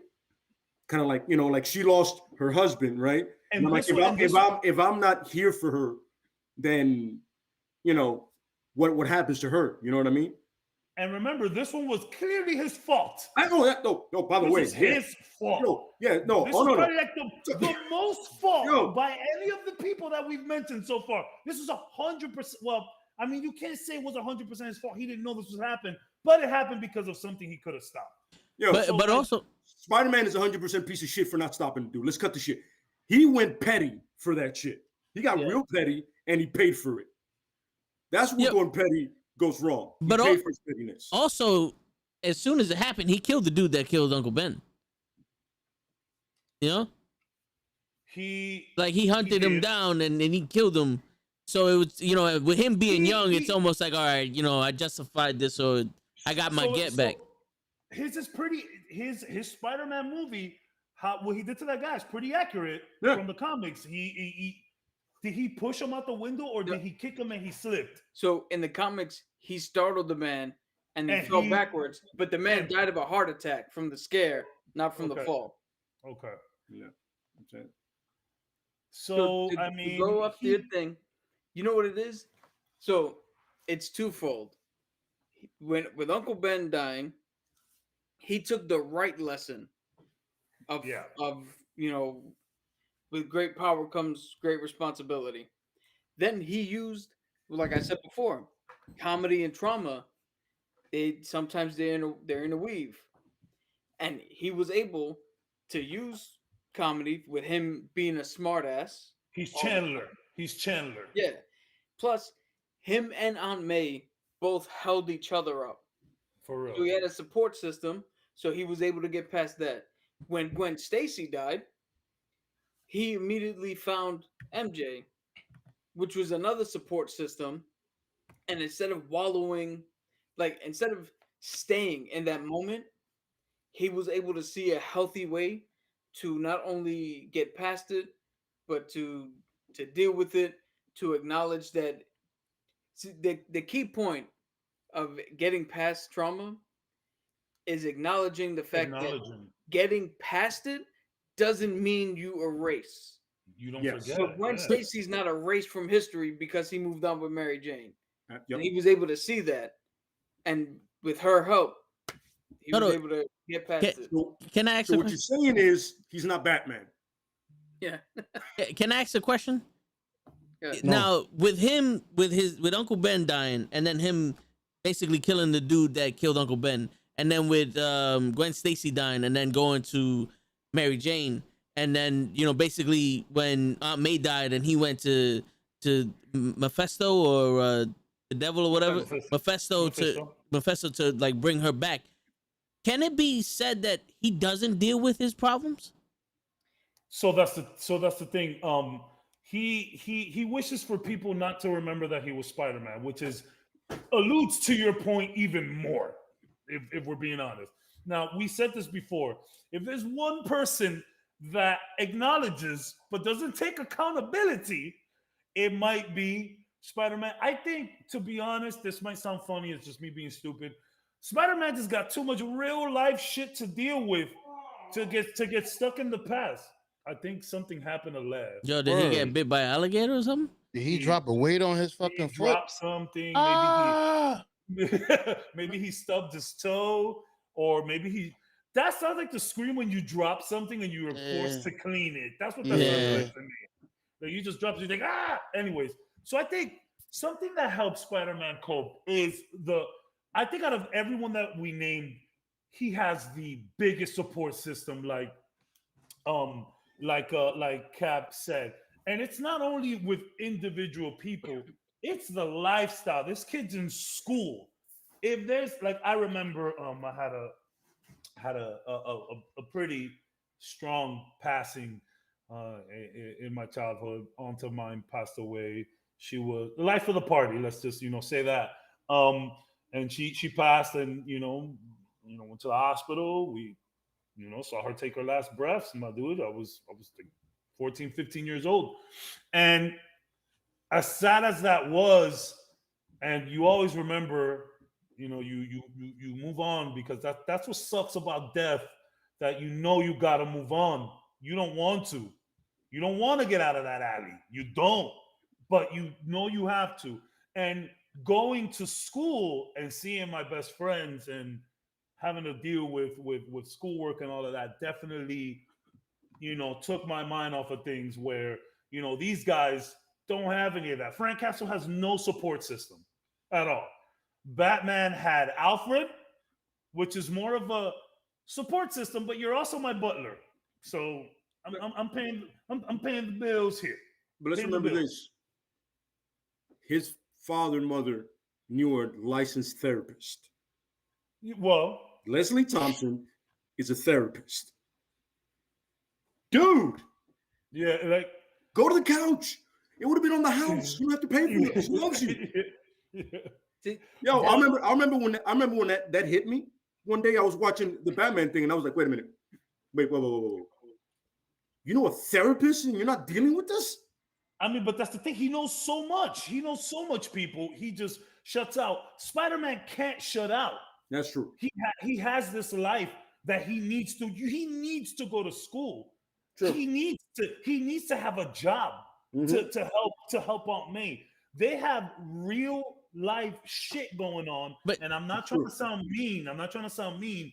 But there's so much real life shit going on in Spider-Man's life that dude Yeah. kind of just gotta keep chugging forward, you know? But Cabs, here's my thing though. When I was saying that he didn't deal with it because it's well documented. Me and Cab's mom passed. When that happened, a lot of stuff was happening in my life. I had to pay my college loans and all that other stuff was happening. I didn't have a chance to deal with it. So a lot of people are like, yo, you're strong because it's not affecting you. And in my head, I'm like, well, I gotta, it's like I gotta fucking do this and do that and do this and do this. It's like one thing after another, just fucking piling on the shit, like kind of like Spider-Man. But eventually, it caught up to me. You know what I'm saying? And that's when life goes, yo, listen, motherfucker, I'm gonna knock you down a peg because you just realized 10 years ago your mother passed. That shit hurts. You know what I'm saying? So has Spider-Man reached that point yet? Because with all the distractions, you're not really dealing with it. He's not facing it. He's just moving on from one thing to another. So I would actually say Spider-Man is actually, this is the only thing I have in common with Spider-Man. Is I think Spider-Man has the ability, similar to what I had, is to realize what the situation is, go through it in the moment, and the time that it takes, and come out the other side. So where like the one last day, that was a snap decision to try to get Aunt May back and all that shit. But the aftermath of that, he went through it. He dealt with the aftermath, and he didn't let it linger to a point where it would harm him later on. Yeah. So it's what do you call it? That moment, that's why fans don't like that storyline, because that's a snap decision that writers made that Peter Parker himself wouldn't really have done. Yeah. But he got through it. He got Aunt May back. Again, he had the support system, and he came out the other side smelling like roses. Yep. I think there's just a lot more. I mean, again, I know it's a cop out, and we always say this about Spider-Man, but he legit is a kid. And yeah, Batman started at a young age. You know, if you really look into it, like from his training and all of that, a lot of these dudes get younger, but Spider-Man is just he really is a kid. Like they focus on that, and you know, and even like you said, you know, Tags, it took you, you know, a long time for it to like hit you. You know what I'm saying? Yeah. And that's another thing. Like you really don't think about that kind of shit when you're a kid. And I know.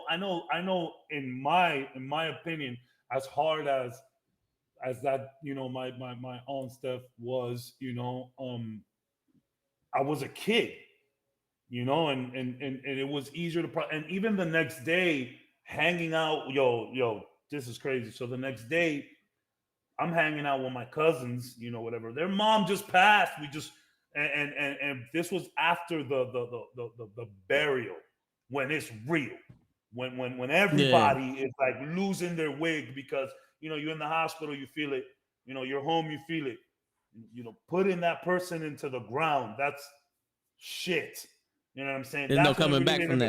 that. That's it. Like you're not like the only way you're seeing this person now is through pictures and images and shit like that. You know what I mean? So then the next day, it's all of us. We're in the crib. We're chilling, and you know it's somber. It's low. And then the cousins and I, we all have this stupid idea of going to watch a movie. So we're like, yeah, let's go watch a fucking movie. And our parents looked at us like, "Are you guys fucking insane?" We're like, "What?" It's like, "Yo, you know, your mom just passed. Your aunt just passed. Like, you know how Hispanic people are with that shit. There's no music. There's no fun. Mm-hmm. When Just someone celebrating. when someone passes, there's no fun for a month at least. You know what I mean? Which is the timelines are skewed because it's like, you know, okay, but so as a kid, it's like nowadays, someone passes, I'm not thinking of the movies the next day. You know, Yeah. that's something that's the kind of shit you think about as a kid. That's how you process as a kid.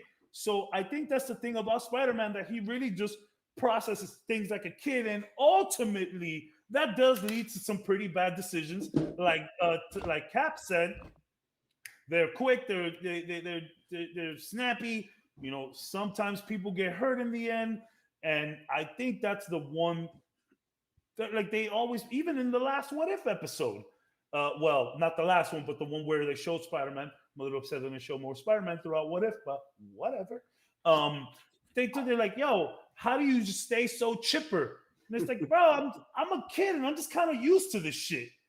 You know, I think when it's traumatic experience over traumatic experience over traumatic experience, you kind of learn a little bit more how to deal with it, I guess, is what I would say. Plus, also, you have like this lighthearted attitude towards everything. As serious as shit could be, you also are a kid, and it's a different way of processing things. You see how they say the older you get, the more overthinking you do, the more stressing you do. And it's not necessarily a bad thing. It's just that when you're an adult, you realize the reality of situations. Whereas a kid, where your superhero is swinging around, you know, maybe it's a little easier to deal with things. You were gonna say something though, Tags. I think I cut you off, Toe. The if I did, I forgot what it's. Having a cheeseburger on the rooftop. Yeah. That's Spider-Man. I mean, that's the way he deals with stuff. You know what I mean? That's the kid. That's a beautiful part, the innocence of him. The innocence. The innocence of that. That's what we forgive him. Like, that innocence helps you get over stuff. You know what I mean? And like, I don't know how to process this stuff because I'm a kid. I'm young. I'm not supposed to be processing this stuff. You know what I mean? And then he's processed so much of it. He's processed so much of it at such a young age. Yeah. You know what I'm saying? Like you know, Bruce lost his parents very young and just kind of never snapped out of it. You know, he left, but you know, he's still in there, you know, to use that fear. Spider-Man, he didn't know how he lost his parents at first, but he knew that they weren't around. They were on some top secret mission. And then everything happens without May. You know, he's getting bullied at school. This isn't a life of privilege like Master Wayne. You know what I'm saying? This is real deal Holyfield stuff going on here. Like, the show must go on. And now Aunt May is without the sole provider of the house. You know what I'm saying? It's like, It's just I think the innocence is one thing. I think the fact that he's had to deal with so much is another, and the fact that life just kind of kept moving for Spider-Man, bro. There is no backing up. There is no delaying. It just kind of kept fucking going for that kid, and it's like, yo, what else am I gonna do? I can no longer be sad, man. There's no more. I don't have any more sad to give. I don't. You know? Damn right. That's literally it. Like, yo, life keeps trucking, man. Got to keep rolling. You know, and it's funny when you read the comics and you like he makes light of everything, right? And like it annoys people sometimes. Literally. But what are you really gonna do? I mean, honestly, are you gonna hang on to shit and make it worse? Don't punish it. You know, just kind of let shit go. You're like, all right, whatever. You know what I'm saying? Like, it's one of those things. What can I do now? It's already over. You know what I'm saying? I either laugh at it, or it drives me crazy. Well, that's the thing that Cap said earlier, where it's like you learn that getting past it is not forgetting. Absolutely, exactly. It's not. And I actually I met a guy. I met one of my brother's friends when I got here to Miami. I met that dude the first day I was here. Took me under his wing, showed me love off the strength of my brother. He helped me out. He helped me get an apartment when my son was born. You know, my baby moms and I, we didn't know what the hell we were going to do at the time. This guy, a week before my son is born, he was like, yo, I got this apartment for you, bro. Go ahead, do your thing. You know, we finished moving. The day that we finished moving, we laid down to rest and my baby mom's water breaks. So like this guy was, yeah, exactly. Gross. So you know, he also took a liking to baby moms as well. Like if she's outside partying and I'm not there, he's there. Bodyguard, Frank Castle. No one gets over here like that. And unfortunately, he passed away. It was pretty nasty. I won't get into it, but sorry to hear that. Appreciate that, man. His best friend of life. Throughout the entire funeral process, throughout the grieving, he's just making fun of him. And this guy had a big head. Everybody called him Block or Cabeza. And he just kept saying, yo, listen, man, I don't know how the fuck that head fit in that urn. I really don't know. Like this, he was just cracking jokes the entire time. And my baby mom's was like, she didn't get it. And she was like, yo, isn't that like his best friend? And I was like, yeah, but people mourn different. Absolutely. I'm saying that right now. Absolutely. And that was the biggest lesson. Rest in peace, Los. That was the biggest lesson I learned that day. That people just mourn different. Some people were crying. Some people were laughing. Some people were drunk. I was inebriated to the max capacity. I don't know how I got home type shit. We all this stupid shit. You know, when you mourning, you're not thinking, bro. Like we drove home drunk. We went to the bar.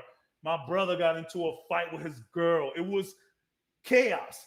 And in a weird way, I looked up. I remember in front of the bar, I looked up and I was like, yo, you know what's crazy, Los? I don't think you would have wanted it any other way than how it went down. I think you are up there cracking the fuck up right now at the fucking madness we got going on. And that day I learned, bro, people mourn different. Just because someone's cracking jokes doesn't mean they're not going through it. Doesn't mean they're not sorry. Doesn't mean that they're insensitive. That's bullshit. Yeah. It's the people that are joking that realize that, like, man, this sucks, but this person wouldn't want this for us. That's how he holds on to him. That's how he holds on to him. Yeah. And it was the most beautiful thing that I learned about everyone around me that day. Even my brother, my baby moms. I just learned so much about everyone through this death. And I think that's something that holds true with Spider-Man, where it's just like, bro, fuck it. You know, it happened. It's time to move on, you know? And again, I'm going to reiterate, it's the suckiest part about death is that you know you need to let it go sooner or later. And it's all up to you when that's going to happen and how you're going to do it. And you're not being wrong or disrespectful. You are respecting this person who's passed away, their feelings and their wishes, because you know damn well that regardless of everything, they wouldn't want you to be, you know, hurt. Yeah, you can't die with them. Absolutely. You can't. You can't. You really just can't. And I think Which- Spider-Man knows that all too fucking well, unfortunately, at such a young age. What you can do is you can live for them. You know, Yeah. they would want you to live. They love you. They would want you to live your life. And like, yo, listen, I'm not here, but do it for me. You know, it's that old That's their saying, values. live the life that those that died, honor them. Live that Yeah. life for them. Now that they're gone, and it makes perfect sense. You know what I mean? You got to be. Listen, your friend can't party, but you can. You can party for him. You know what I mean? Yeah. And That's why we pour out a little liquor every time. absolutely you know what I correct. Yeah, man. Absolutely. Yeah. We had lost a friend a while back. You know what I mean? This year. You know, and it's crazy. I've known the guy. I can't even forget. I mean, like my best friend, I met our boy Pimp like right after. You know, and but I know him. I know him well, and he'd be like, "Yo, listen, if somebody's not laughing here, then I don't like this. Yeah, Or somebody should be dancing or something. Give me some music, put on some reggae, dude. Somebody have some fun." And it's the first thing we did when we got a chance. You know what I mean? And it's it's those hard. moments, you know. It's hard, you know, especially the way we're raised, Hispanic. Absolutely. Where it's like, yo, bro, there's no like when someone passes, there is no music. Nope. There is just No you partying. are there's no partying. There is We need you nothing. to fast 9 days. Yeah, some parents wouldn't even let you watch TV after a death. You know what I'm saying? So it's like, especially coming from that, you know, to lose a friend or someone that maybe might not be directly in your family, or somebody that might be in your family, you know, and a lot of the times, you know, you party that first night, you go really ham, and then maybe afterwards you kind of calm it down a little bit and mourn when it hits you, when the fucking smoke clears and you know you're not drunk anymore, and you're like, fuck, you know. But yeah, I mean, it's crazy. Most of us dealt with this that knew him well, where we like, you know, it's like we know him. You know, he doesn't want us crying, he doesn't want us being upset. He wants us somebody put on some music, somebody get some drinks, and let's have a good time, man. Because we know the guy. Yeah. You know, we know this is Pimp all the way. Some old school reggae, Murder She Wrote, and some beers, and let's make this happen. Otherwise, we'll not be having a good time. And we all said, we're like, yo, listen, we went to the funeral, and we're like, yo, afterwards, we got to do that somehow. We need the music, and we need the liquor. So let's make this happen. You know, so yeah, you know, and that's funny because comics will teach you something like that. Like, look, the way Spider-Man deals with it is way better than the way the Punisher deals with it, or better. Yeah, you know what I'm saying? Yeah, way better. You know what I mean? But that's the enthusiasm of a child. You know, it's like, well, we're here. What the fuck, man? What are we gonna do? So it's either gonna bear you down, or you can pick yourself up from it. You got to pick which one you're gonna do. Clearly, Batman and the Punisher took the other road.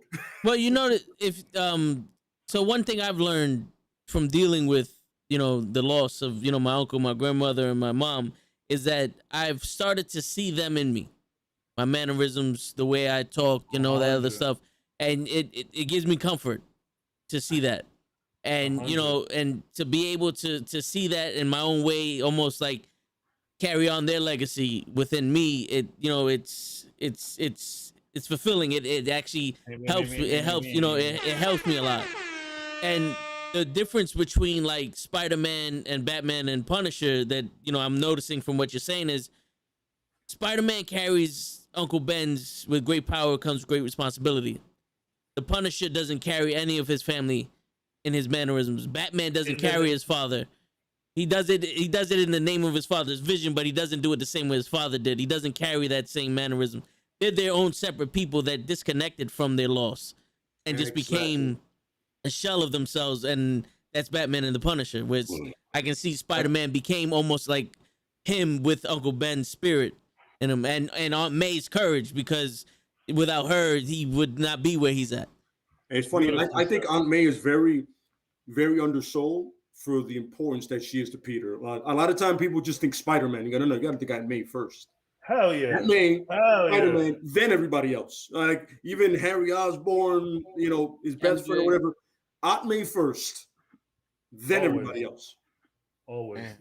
Man. And Tia, and you know, Tia is there when mom isn't, you know what I mean? And even when mom is, Tia's the one that, and Dio as well, they're the ones that'll sneak the drink to you, and that was my aunt to me. Like it was always party time at her house. Like my parents aren't squares by any means, but these people know how to party, you know what I'm saying? This is where they got it from. Yeah, like Yeah, they, yeah. they I tell them all the time, like, yo, y'all gave us our swag when we first got here, and we was rocking with y'all heavy. Y'all gave us our swag, our party, our love of life, our drink first, ask questions later type of mentality came from y'all, bro. Y'all taught us, like, yo, yeah, yeah, in Yeah. New York now, bro. Y'all don't gotta be so fucking uptight. Chill, take a fucking drink and calm the fuck down, and it's All right. beautiful. But Yeah, get that let's that lighten piece up of the beer. let's lighten up the mood a little bit. Yeah. Show, Cap, do you? Wait. Yeah, It's amazing seeing comics through your guys' eyes because I get it a lot more than just looking at it. Just looking at it is a cartoon. Seeing it through your guys' eyes is like life. I don't know how to explain it. It's not a no, cartoon I only. understand. It's an explanation of Get it. Yeah. life itself through but that everybody's. That's crazy. I'm that's going to the tell you guys problem. That's something. the problem with everything, though, because like especially with video games, I get into this conversation all the time. When back in the day when the comics were the funnies, you know what I mean? Like it was just, you see like this little comic, you see some geeky shit happening, you really don't understand. Same thing with video games back in the day. You see this little Italian plumber jumping on little Goombas, or you see little fishes, pew, pew, pew, pew, pew, pew. But now, looking at things now, Yeah. look at these video games now. Video games make me cry more than movies nowadays, kid. Bro, I don't know if you guys ever played The Last of Us, but I had just my son was just born when I played The Last of Us. Yeah. And to see that 20 minutes opening scene with what happens, I mean, The Last of Us was so long ago, so I'll spoil it.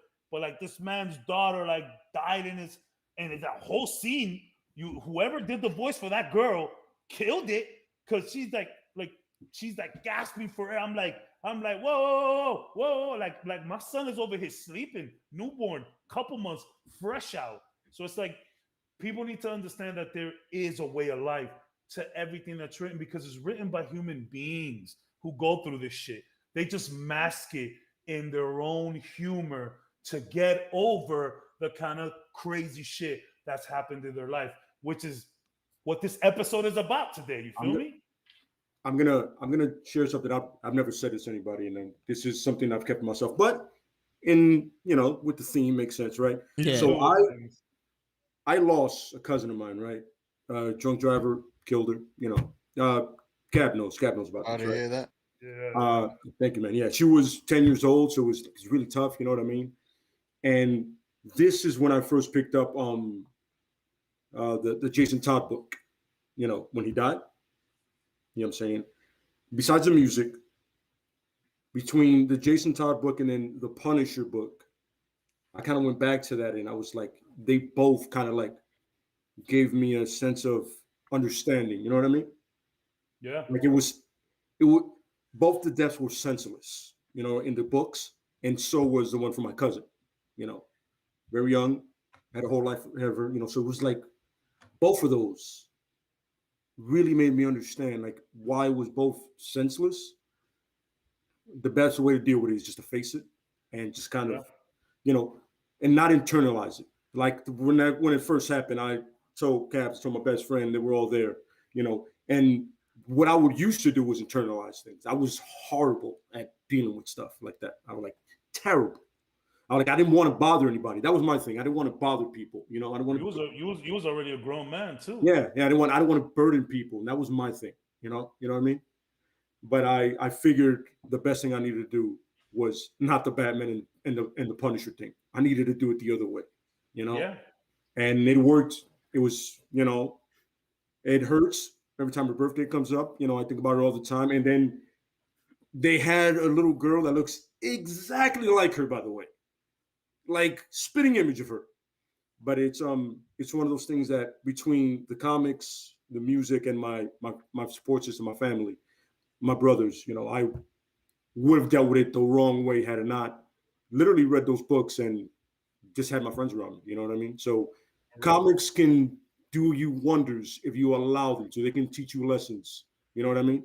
Look at Think them of the critics. movies and everything. They can literally teach you lessons on how to deal with stuff right.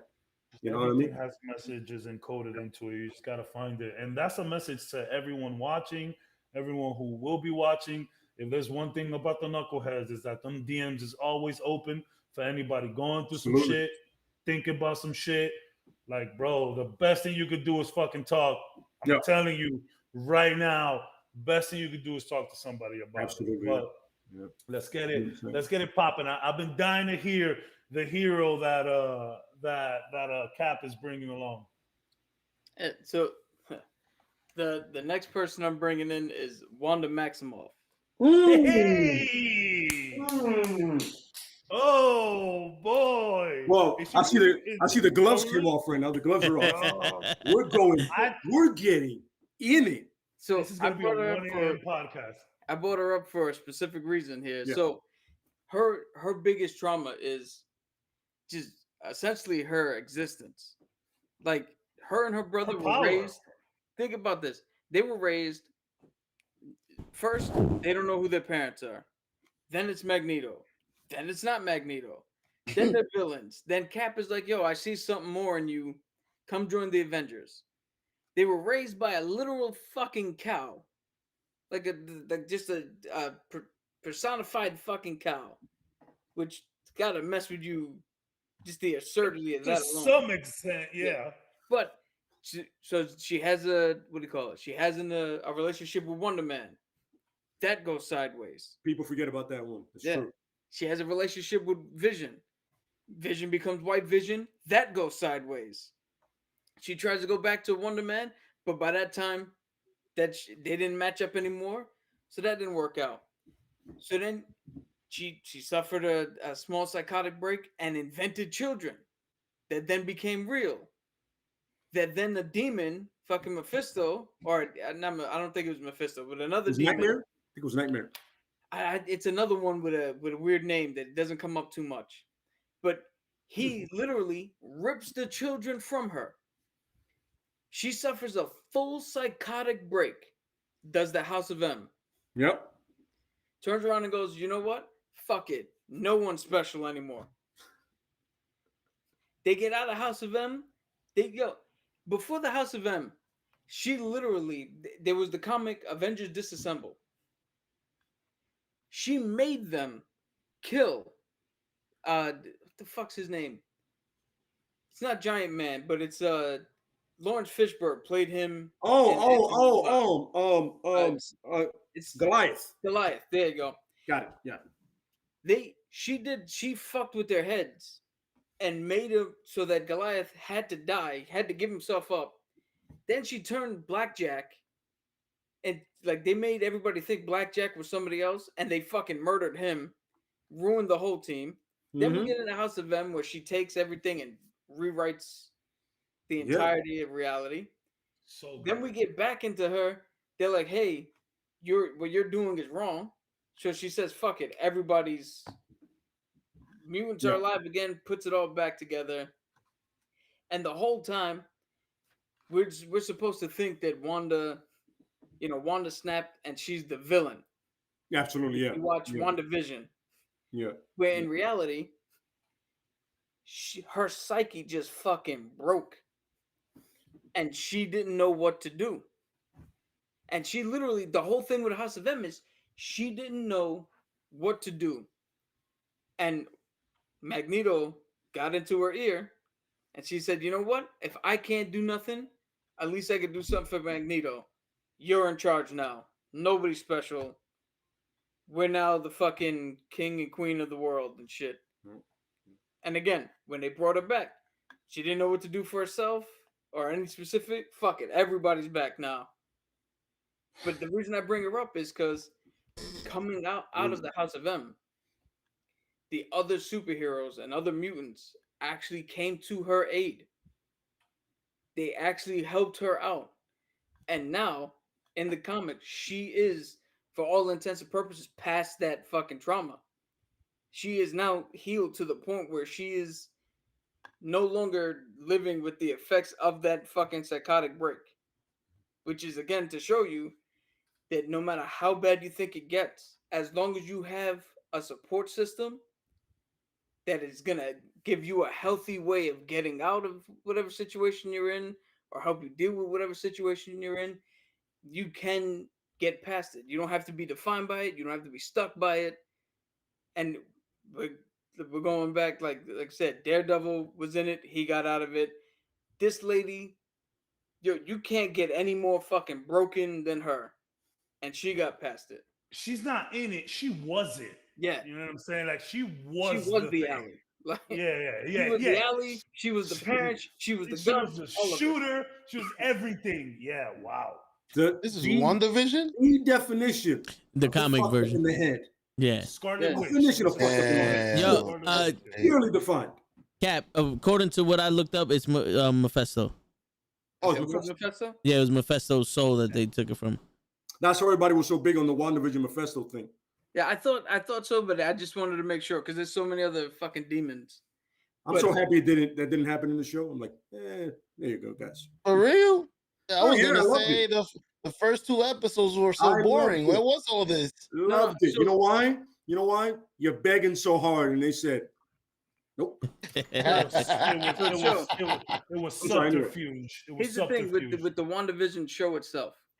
Yeah. The WandaVision show itself is basically the stages of grief. Yeah. And so Absolutely. the first 2 episodes you say is boring, but they're the denial stage. She put herself in a 50s sitcom show because she was in denial of what was actually happening around her, what she was actually doing. She So went back to a very innocent time. yeah. You know, like, yeah.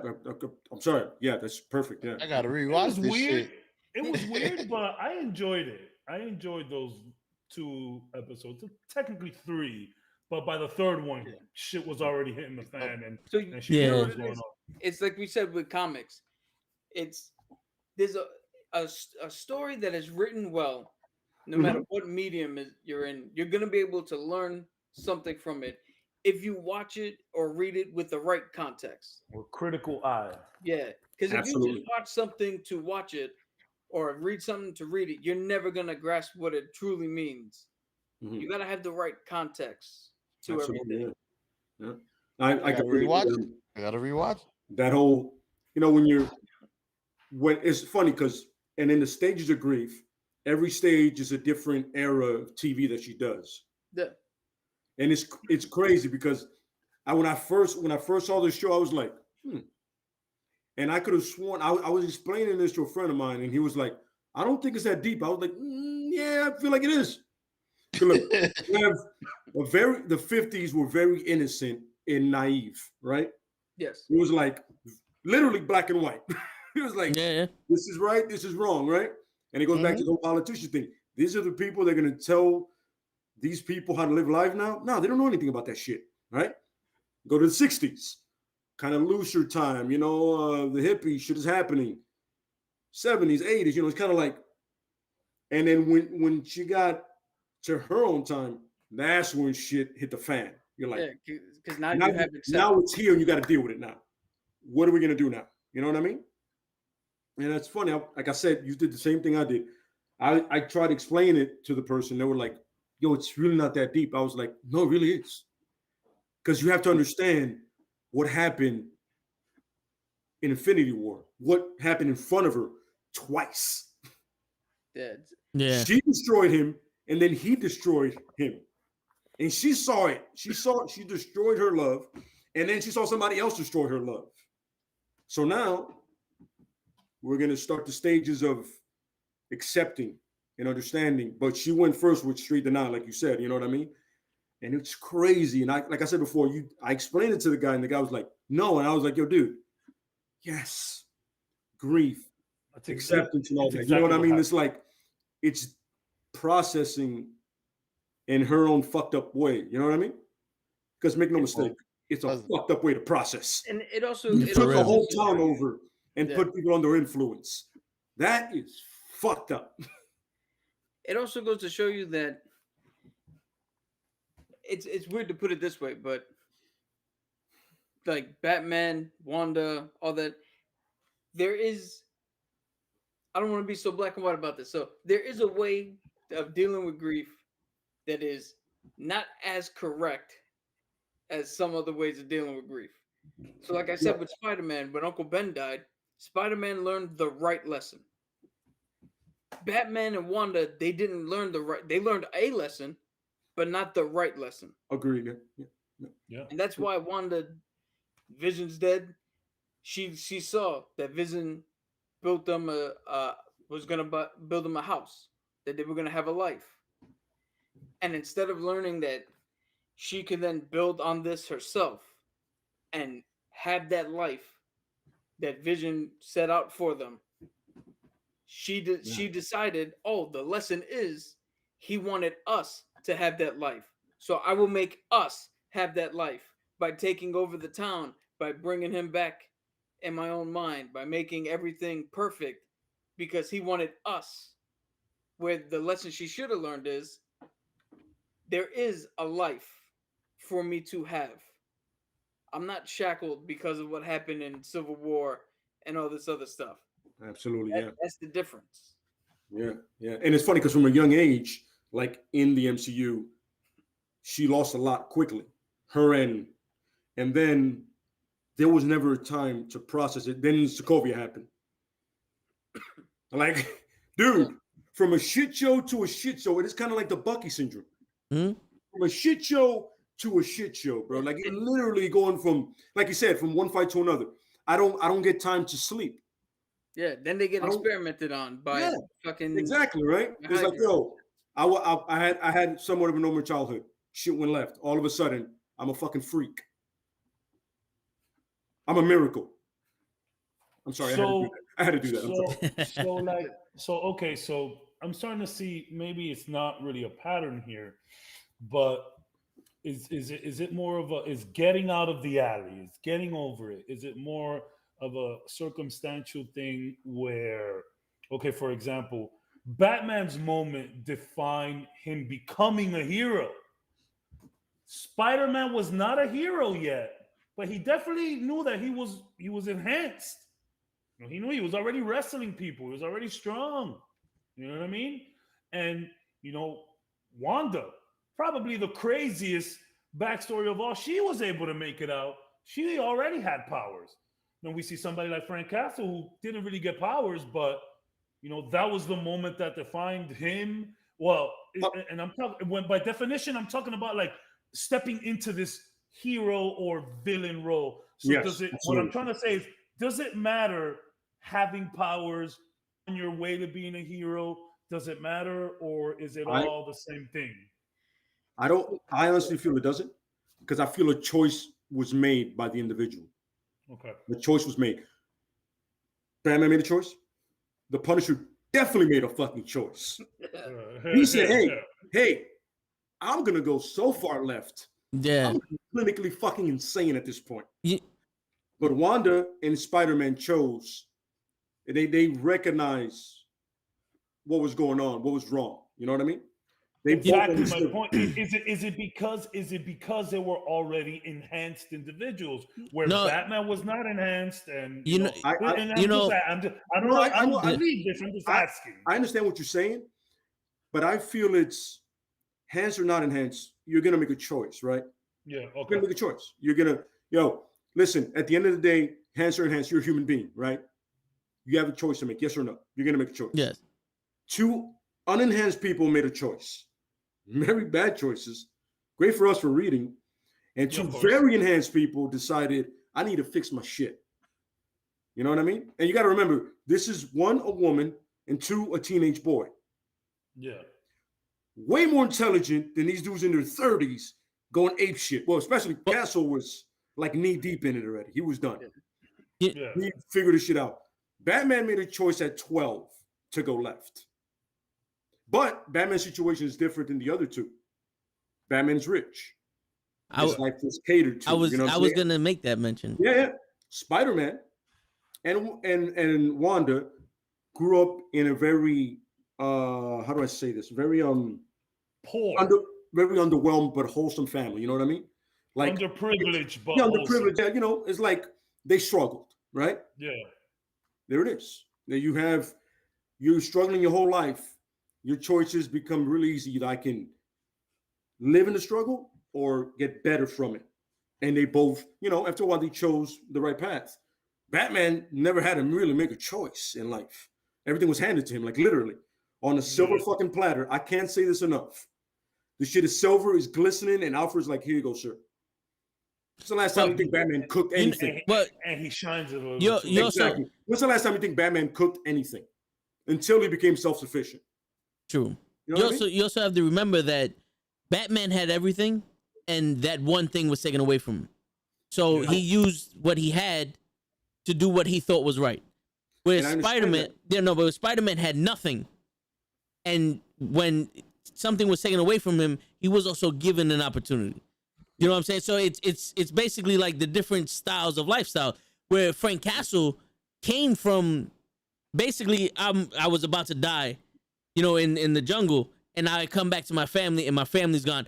I have nothing now. Life gave me life gave me lemons, and now I have a sack of lemons. Let's go kill some people. Here's the fun part: is fun backstory to the Punisher.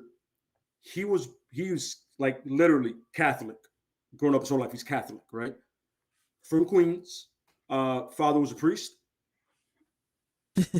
Think about that shit. Frank Castle's father was a priest. This man is the ultimate judgment of death at this point. He's death personified in the world. His father was a priest. Think about that. Yeah. His life was set up to go left from the beginning. You know what I mean? Yeah, the two characters with the father was a priest, the mother's a nun. They go out and like viciously just beat the shit out of people at night. But think about it. Daredevil, the Punisher. Really? You guys were brought up. You guys were supposed to be brought up in the best way, like, you know, a modern family, you know what I'm saying? Good upbringing. You know, all of a sudden you turn into two of the biggest psychos. By the way, make no mistake, Daredevil is a psycho. Yeah. But one is way more psycho than the other guy. You know what I mean? But like, this should be the best upbringing you have from a priest and a nun. Shit went left for both these individuals. Yeah. But like I was trying to say is, but choices were made. Daredevil made a choice. Spider-Man made a choice. Wanda, Batman, Punisher clearly made it. You know what I'm saying? All these people, at the end of the day, you made a choice. Either live, wallow in the pity, or make yourself better. We can't hear Cavs. Cavs, you talking? I see your lips moving. Nigga, muted. Yeah, nah, he's not, because I can see the muted sign on the side. Yeah. We can't hear you, Kaz. Did your audio change? Your headphones died, maybe. There you go. Whatever you just moved, it worked. Now we can hear you. Yeah, I can hear that. There it is. Sorry, you were saying. I'm sorry. Yeah. It's just it's just a tip in. There you go. Hey, put the head in. Make a choice, Cavs. But yeah, just the head. We going raw. I just wanted to say real quick. I was doing just fine until that. Yeah. Making them all in.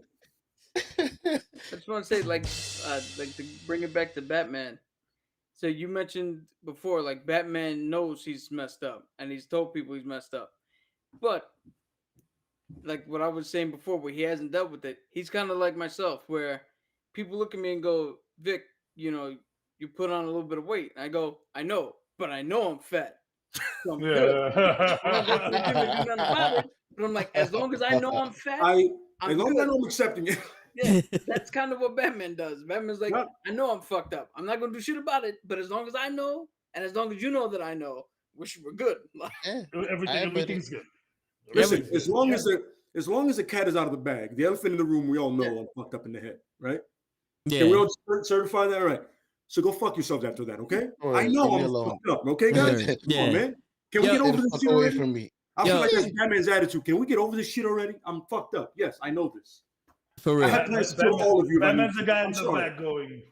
Yeah, he's like, yo, I'm sorry. I had plans to kill all of you just in case. My bad. But you guys have powers I don't. Go fuck yourselves, guys. The only human here has to be ready. or Hal's human. Not with that fucking ring, he's not. Yo, for real. And the funny thing is, and in the comics, Hal's the one that goes, yo, I'm not mad at the plan. I get it. Because Hal, as a soldier, goes, I understand why he has that plan. I get it. You know, it makes sense. You know, like, yo, Superman, if you go batshit, what happens? We're done. Right? Mm-hmm. Somebody got to be able to kill you, bro. I mean, I get it. You know what I mean? What's really funny is like, I feel like the plans started out with Superman. Like, Oh, yeah. the plan was, it was for No, the Superman. plans was and he was Superman like, and Wonder Woman. he was like, he's like, you know what? These other guys could be a little unhinged too. Let me just, let me take it back. Let me jot some shit down for these people as well. I know for a fact that he went down there and said, yo, Superman and Wonder Woman, I got to know how to off them just in case. Yeah. True. Yo, real quick, Case. we got 10 minutes left because, I'm trying to keep it down to 12 o'clock and all that.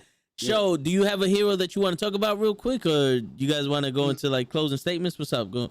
No, but I got a question though, real quick. Yeah. Is there?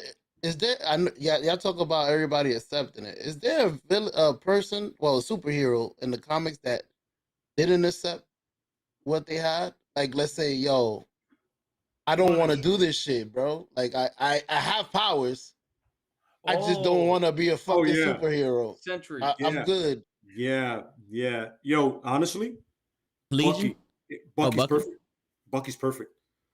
Like, Bucky woke up the way he did, and once Bucky's been dealing with it for 90 fucking years, bro. And he doesn't want any of it. He didn't want any of it. And Wolverine, Bucky literally wanted to go to the army, get laid, come back home. That was Bucky's whole thing. Oh, yeah. No, I'm not. This is legit. But what happened? Buchanan, baby. Almost died. Brand new arm. The best assassin for the fucking Soviet Union and Hydra ever. Really? That's what you want? Nope, not at all. You want none of that smoke. You were gonna mention a villain real quick. The villain I was gonna mention was Magneto. Actually, good segue. Oh yeah. The Holocaust. I mean, you're never getting over that. Yeah. He made it clear. He said one. I'm gonna say one thing about that. He said, if I could pick up a whole city and I'll drop it down on Adolf Hitler, that's how he would deal with it. That's Magneto in a nutshell. You know what? I'm gonna say it right now. Yep. If you want to lose your shit and not get over the Holocaust, I'm gonna give you that. If there's one thing, I'm gonna give you that, because that is, and again, that reminds me of the movie when he shows it, like, you needed proof? Yep. He goes, last time I ever had anybody touch me. Absolutely. Right here. No one will ever touch my skin again. I have the ultimate tattoo. You want a badass tattoo? There it is. I have to great call that, bringing them back. And it's funny because it's one of those things where getting over that for him, would that be a good thing? Would he be the person he is trying to get over that? And I'm not saying don't get over it, but I'm saying, would he accomplish as much as he did in his life for mutants, for his people, without not getting over it? So I'm gonna posit this thought that where, like, we keep bringing it back to Batman, how he keeps going back to that alley because of the whole fear thing and whatever. But Magneto, I think, found the most effective use of his trauma. Because again, exactly, he learned the right lesson from it. Mm-hmm. And now there are times where he's led the X-Men. He's been good. He's chilled on Genoa or the other fucking asteroid city he has. He's been fine. Mm-hmm. But the minute he sees something that pops up that's a little bit like his time in Auschwitz and all that other shit, absolutely, he goes back not to be stuck there, but to learn the lesson from that and go, no, I'm killing this shit right from the start. Absolutely. We're not doing this shit again. Yep.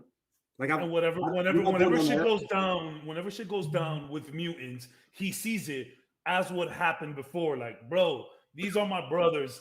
The last time some shit like this went down with my peoples, I didn't like it, and I'll never let that shit happen again. And we alluded to this at the first podcast that we did, or I believe the second, when we spoke about how Magneto was built more of a Malcolm X type, yes, where Professor X was built more of a Martin Luther King type. where it's like, yeah, Magneto has done some evil shit. He is quote unquote a villain, but it's always in the interest of mutants all around, and there's no bias unless it's a mutant that's attacking him.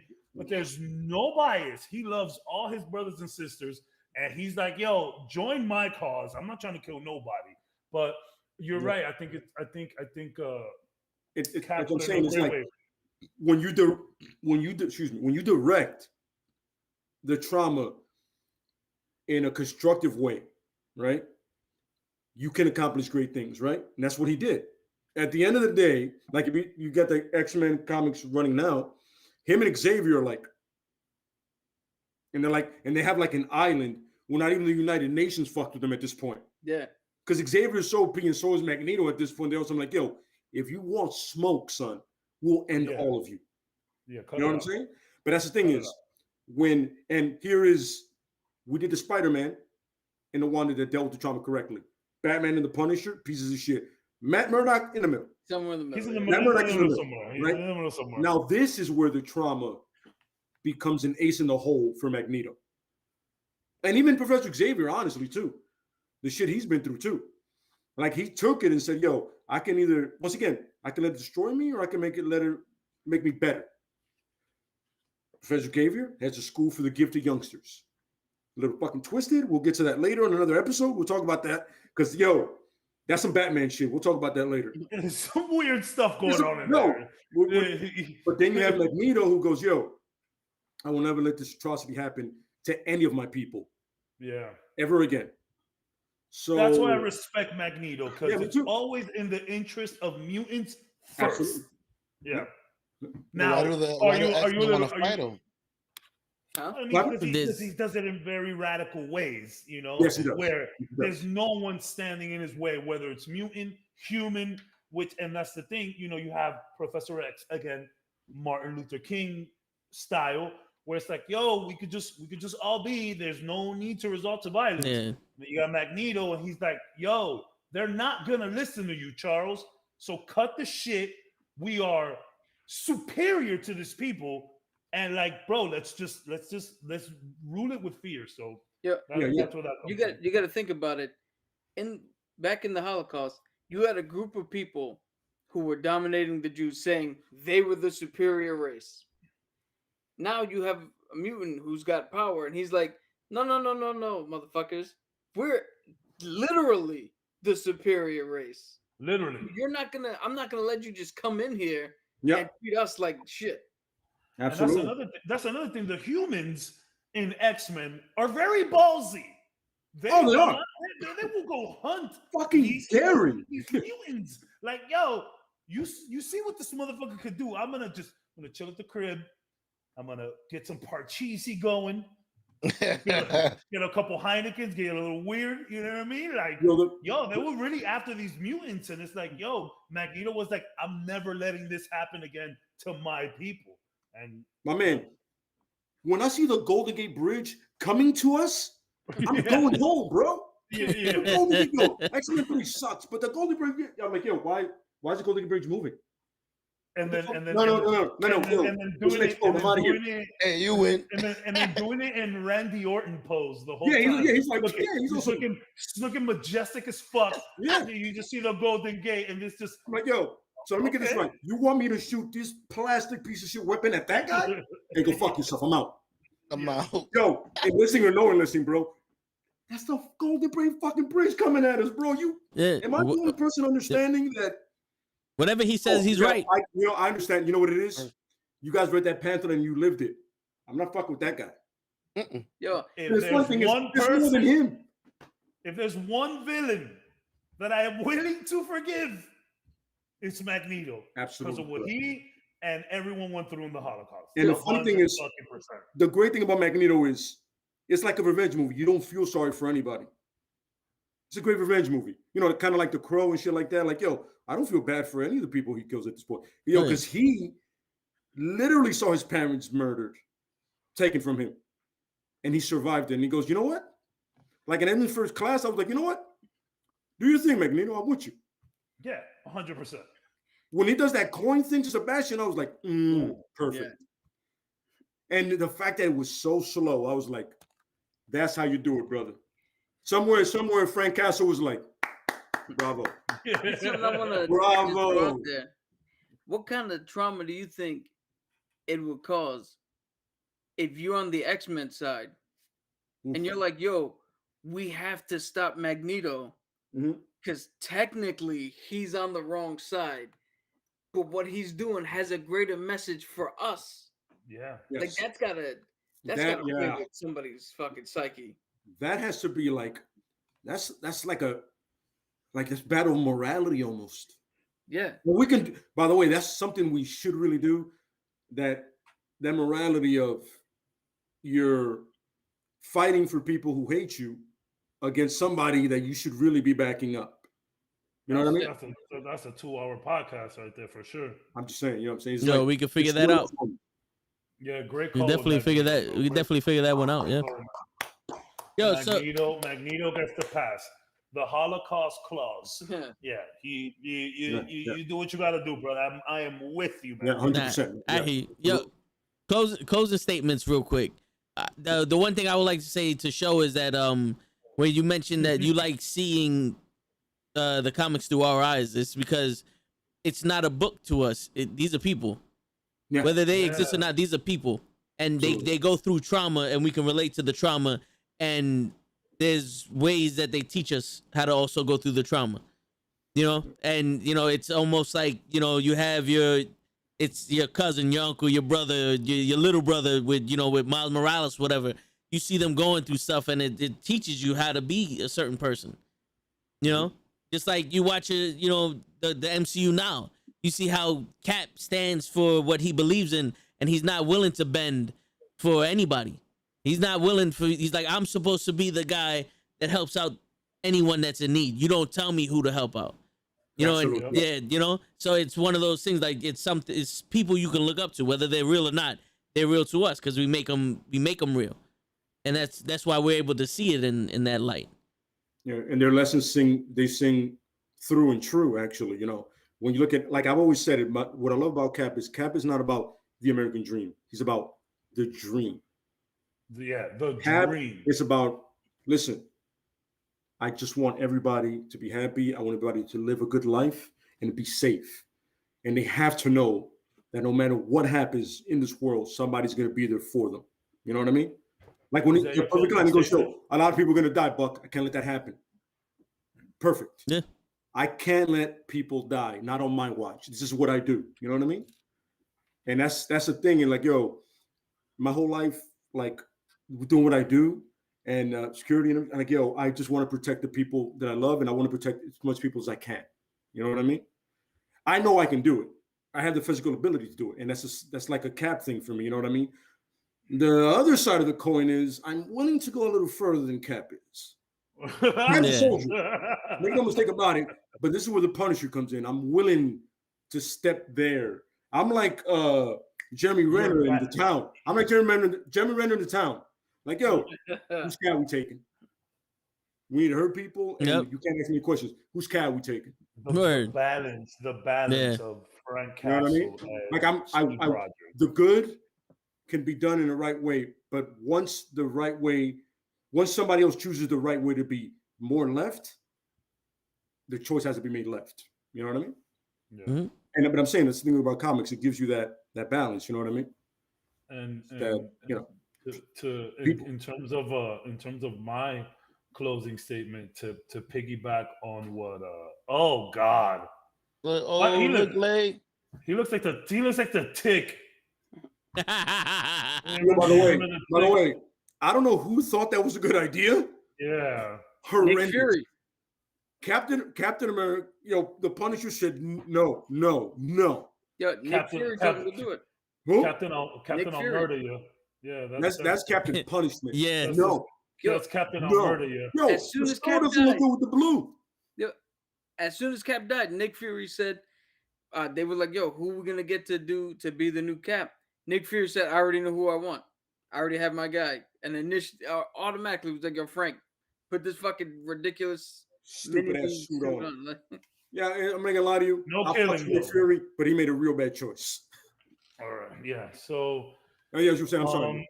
No. So yeah, like in terms of a closing statement, just piggying back on tags a little bit, and I think the important thing about this episode is to recognize that no matter who you are, no matter where you're from, we all go through shit, and everybody has a different way of coping.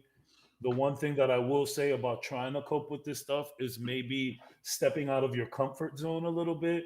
Maybe you do pick up a comic book. Maybe you do pick up a book. Maybe you watch a movie that you don't necessarily watch. If you are into horror and morbid shit and you're going through some stuff, maybe don't watch some horror or morbid shit. Let's maybe get some greener pastures there. Maybe Maybe watch a rom-com or something. Watch Hitch. yeah, go watch Free Guy or something, which I watch. It's actually a pretty cute movie. Cute. Yeah. No, but I meant that in a cool way. Yeah. It's a cute movie. So yeah, there's always someone willing to listen. There's always someone who's been through the same shit you have too, which is the important part.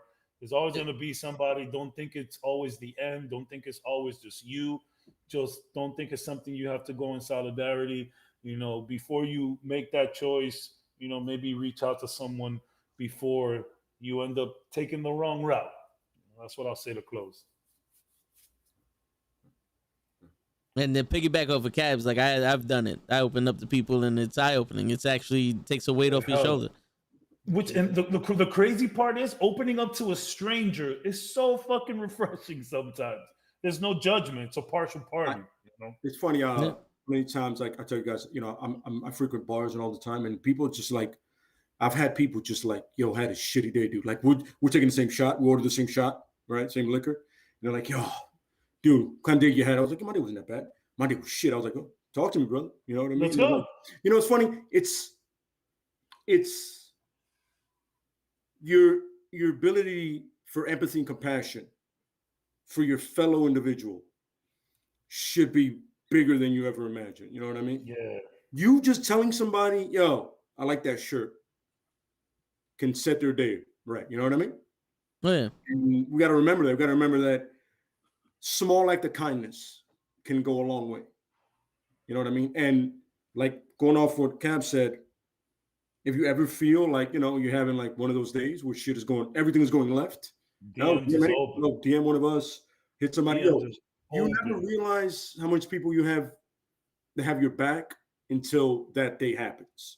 Yeah. And once you tell one person like, yo, it's fucking week or this day or this minute, they're going to go, talk to me, bro. Talk to me. I'm here. It's what I'm here for. You know what I mean? This is what family and friends are for. You know what I mean? And I stopped using the word friends because Cabs, my brothers, I no longer have friends. I have family. All puns intended to a good segue to Fast Furious. But I legitly, like, I've known these guys my whole life. You know what I mean? And I'm doing podcasts with you guys more than I am seeing my lady at this point. So, we're not family at this point. We have argued for 3 hours about the same shit in different ways. Yeah, pretty much. If family doesn't do that, I don't know what the fuck does that. You know what I mean? Yeah. I was there. So understand that when you come here in the comments or wherever, you accept it. That's right. No matter, because a lot of people feel weird and different. I did my whole life growing up. I felt weird. I felt like the things I like a little, like Cap said, a little morbid, a little different. I grew up in a different era, but I'm not. I'm just unique. Yeah. And everybody is. We all are. You're late. As long as you guys can accept your uniqueness, male, female, whatever you are, but always remember that somebody's here for you. Never forget that. Right. Damn. How do you follow that? Shit. You're going to have to figure it out, show. Because you next. Oh, nah. I got something to say. It's a beautiful thing to, like I said, to watch you guys show your passion for this comic thing, coming from somebody that's on the other side, basically a fan of you guys. And it's awesome to be able to see how you guys envision. How I watch movies. So it's nice to see how you guys see things from your like from your Perspective is beautiful. yeah, it's a Perspective is beautiful thing. beautiful. So It's so beautiful. I'm a fan. I hope a lot of people get to see the show because if I get to see and understand stuff from you guys, and you guys know I don't understand many stuff, I'm pretty sure there's gonna be a lot of people that come in here and be just sitting in amazement, like, wow, I did not see Spider-Man like that. I thought he was just a spider, a guy that got bit by a spider and started flowing from building to building. And that's it. You guys make it into a life story, and I applaud you. I give it. Little kid had the weight of the world on his shoulders, bro. Yeah, you guys really bring it out, bro. You guys, you make the movie better. Like I actually want to go back and actually watch it through your guys' eyes. Like, damn, his father died, and now he has to do this, and now he has to make decisions and take care of his aunt. And like I'm really a fan. It's dope. It's dope. Thank you, bro. Thank you, bro. Yeah. Can't wait till people get to see this. Thousands of people. Word. They could feel just like me. But go ahead. A cap, right? Cap. Yeah. Yep. This should be good, insightful. I like this one. The only thing I'll add on is whatever trauma you come across reading, or if you're dealing with anything, there's always a healthy way to get through it. You got to find that way. It's not inside a bottle.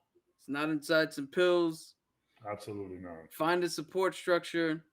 Find a healthy way to get through it, and everything will get better. Because that's the way life really does work. As long as you have the support, you can build that bridge and get to the other side unharmed. In the fine words of Captain America, I'm with you to the end of the line. That's it. Yeah. We are with you to the end of the line. So please, no. We're going through some shit. Hit one of us up. Doesn't matter. Doesn't matter the time either. Figure it out. Yeah.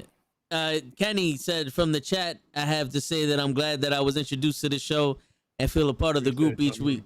That's because you are a part of the group, Kenny. Yes, sir. And so is everybody else. Blue Cheese, Mimi, Jason, Randy, Ricky, Justin, everybody, LaFlaca.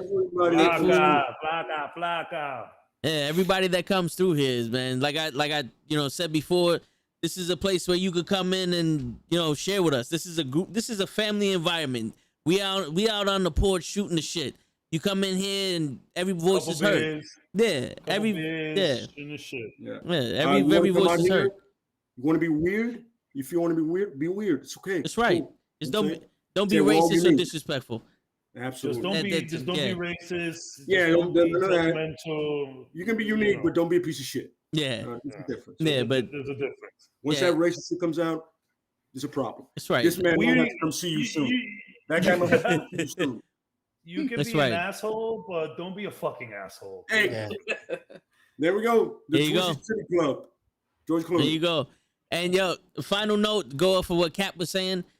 You can find a healthy way to deal with your whatever issues you're going through at any point in time. Even if you did find a way in a bottle or by pills or something, you can still find a healthy way to get past that. Absolutely. There's no easy way out, but you can do it, and there's always a way. Where there's a will, there's a way. Absolutely. 100%. So, on that note, do yourself a favor, folks. Find a way to express yourself, whether it's boxing, show. Did you learn how to wrap your hands? Have you done it? You taught me, man. Listen, this show is impressive. There it is. You can box, right? And you can exercise. You can listen to music. Wait a minute. You taught me how to wrap my hands. You haven't taught me how to box. I wrap my hands and I sit on my chair. All right. So now we're literally gonna do how-to videos at this point. Exactly. That's it. Man. And on that note, it's your friendly neighborhood knucklehead signing out. Peace, everybody. Like, share, subscribe, all that shit. Yeah, like, share, subscribe, over the other bullshit. Yeah, Tomorrow, Halloween 2018. Yeah. that's right. We're gonna review Halloween Oh, shit, I 2018. appreciate you. Yeah. Needed to know that. I almost fucked up. Word. I know, show you're part of the fucking movie review. We gotta be better about the likes and the saves. And It's true, man. We have to. You know we, that. we just have too much fun talking. You know what it is, bro? I watch live podcasts or live shows on YouTube, and these guys are like, "Oh, I'm not gonna say nothing until we get the likes up to at least 1,000 likes." And in my head, I'm like, "Yo, you're a piece of shit, bro. That Like, is why. who the fuck you think you are?" And I turn off at that point. It's like, Yeah. it's just, so to me, it's like, yo, if you like it, like We're it. not holding it up. We're not holding it up Yeah. behind a paywall. Yeah. But, you know, It's almost like and subscribe. it's almost like it's an arrogance to it. Yeah. You know what I mean? You're like, Mhm. oh, next episode. Just say it now, dude. Yeah. You've been on for 4 You know hours. what? What's gonna You cost know you what, another 2 though? minutes? You guys should also hit the like button. That also helps. Definitely. Oh, I do. Keeps up us. I'm the first Oh, yeah. person to like it. Me Yeah, I too. hit it all the time. That's it. I was first on this one. I was first. All right, y'all boys. There's a See floor, y'all Monty. around. There's a floor. You already know. Yo, dude, that's a movie we gotta do. Yo, I Golden Child is definitely happening. I want the night. Nah. Yo, after, Our Let's happen. entire childhood is a series of just saying to Monty every time we were drinking, we would cheers to Monty. Monty. Lay said it. He Yeah, said it. yeah. Yeah, no, I mean, Him and it was- Grills. you know what it is, man? To grow up with Eddie Murphy in all of those movies, like, it was hilarious. And it's All best the lines are classics. You know what I'm saying? It's classic lines. To Monty. Monty. Only Who the that fuck is Monty? you come down his way. I'm gonna paddle his ass. I'm gonna find him and I'm gonna paddle his ass. Well, how is that? See little naked Mitch with $100 bill rolling around here. He stole my money. Stole my money. That's him. That's him. That's it. And that was the grandpa from Three Ninjas. R.I.P. Raphael Wong. Yeah. That's an excellent, yeah, man.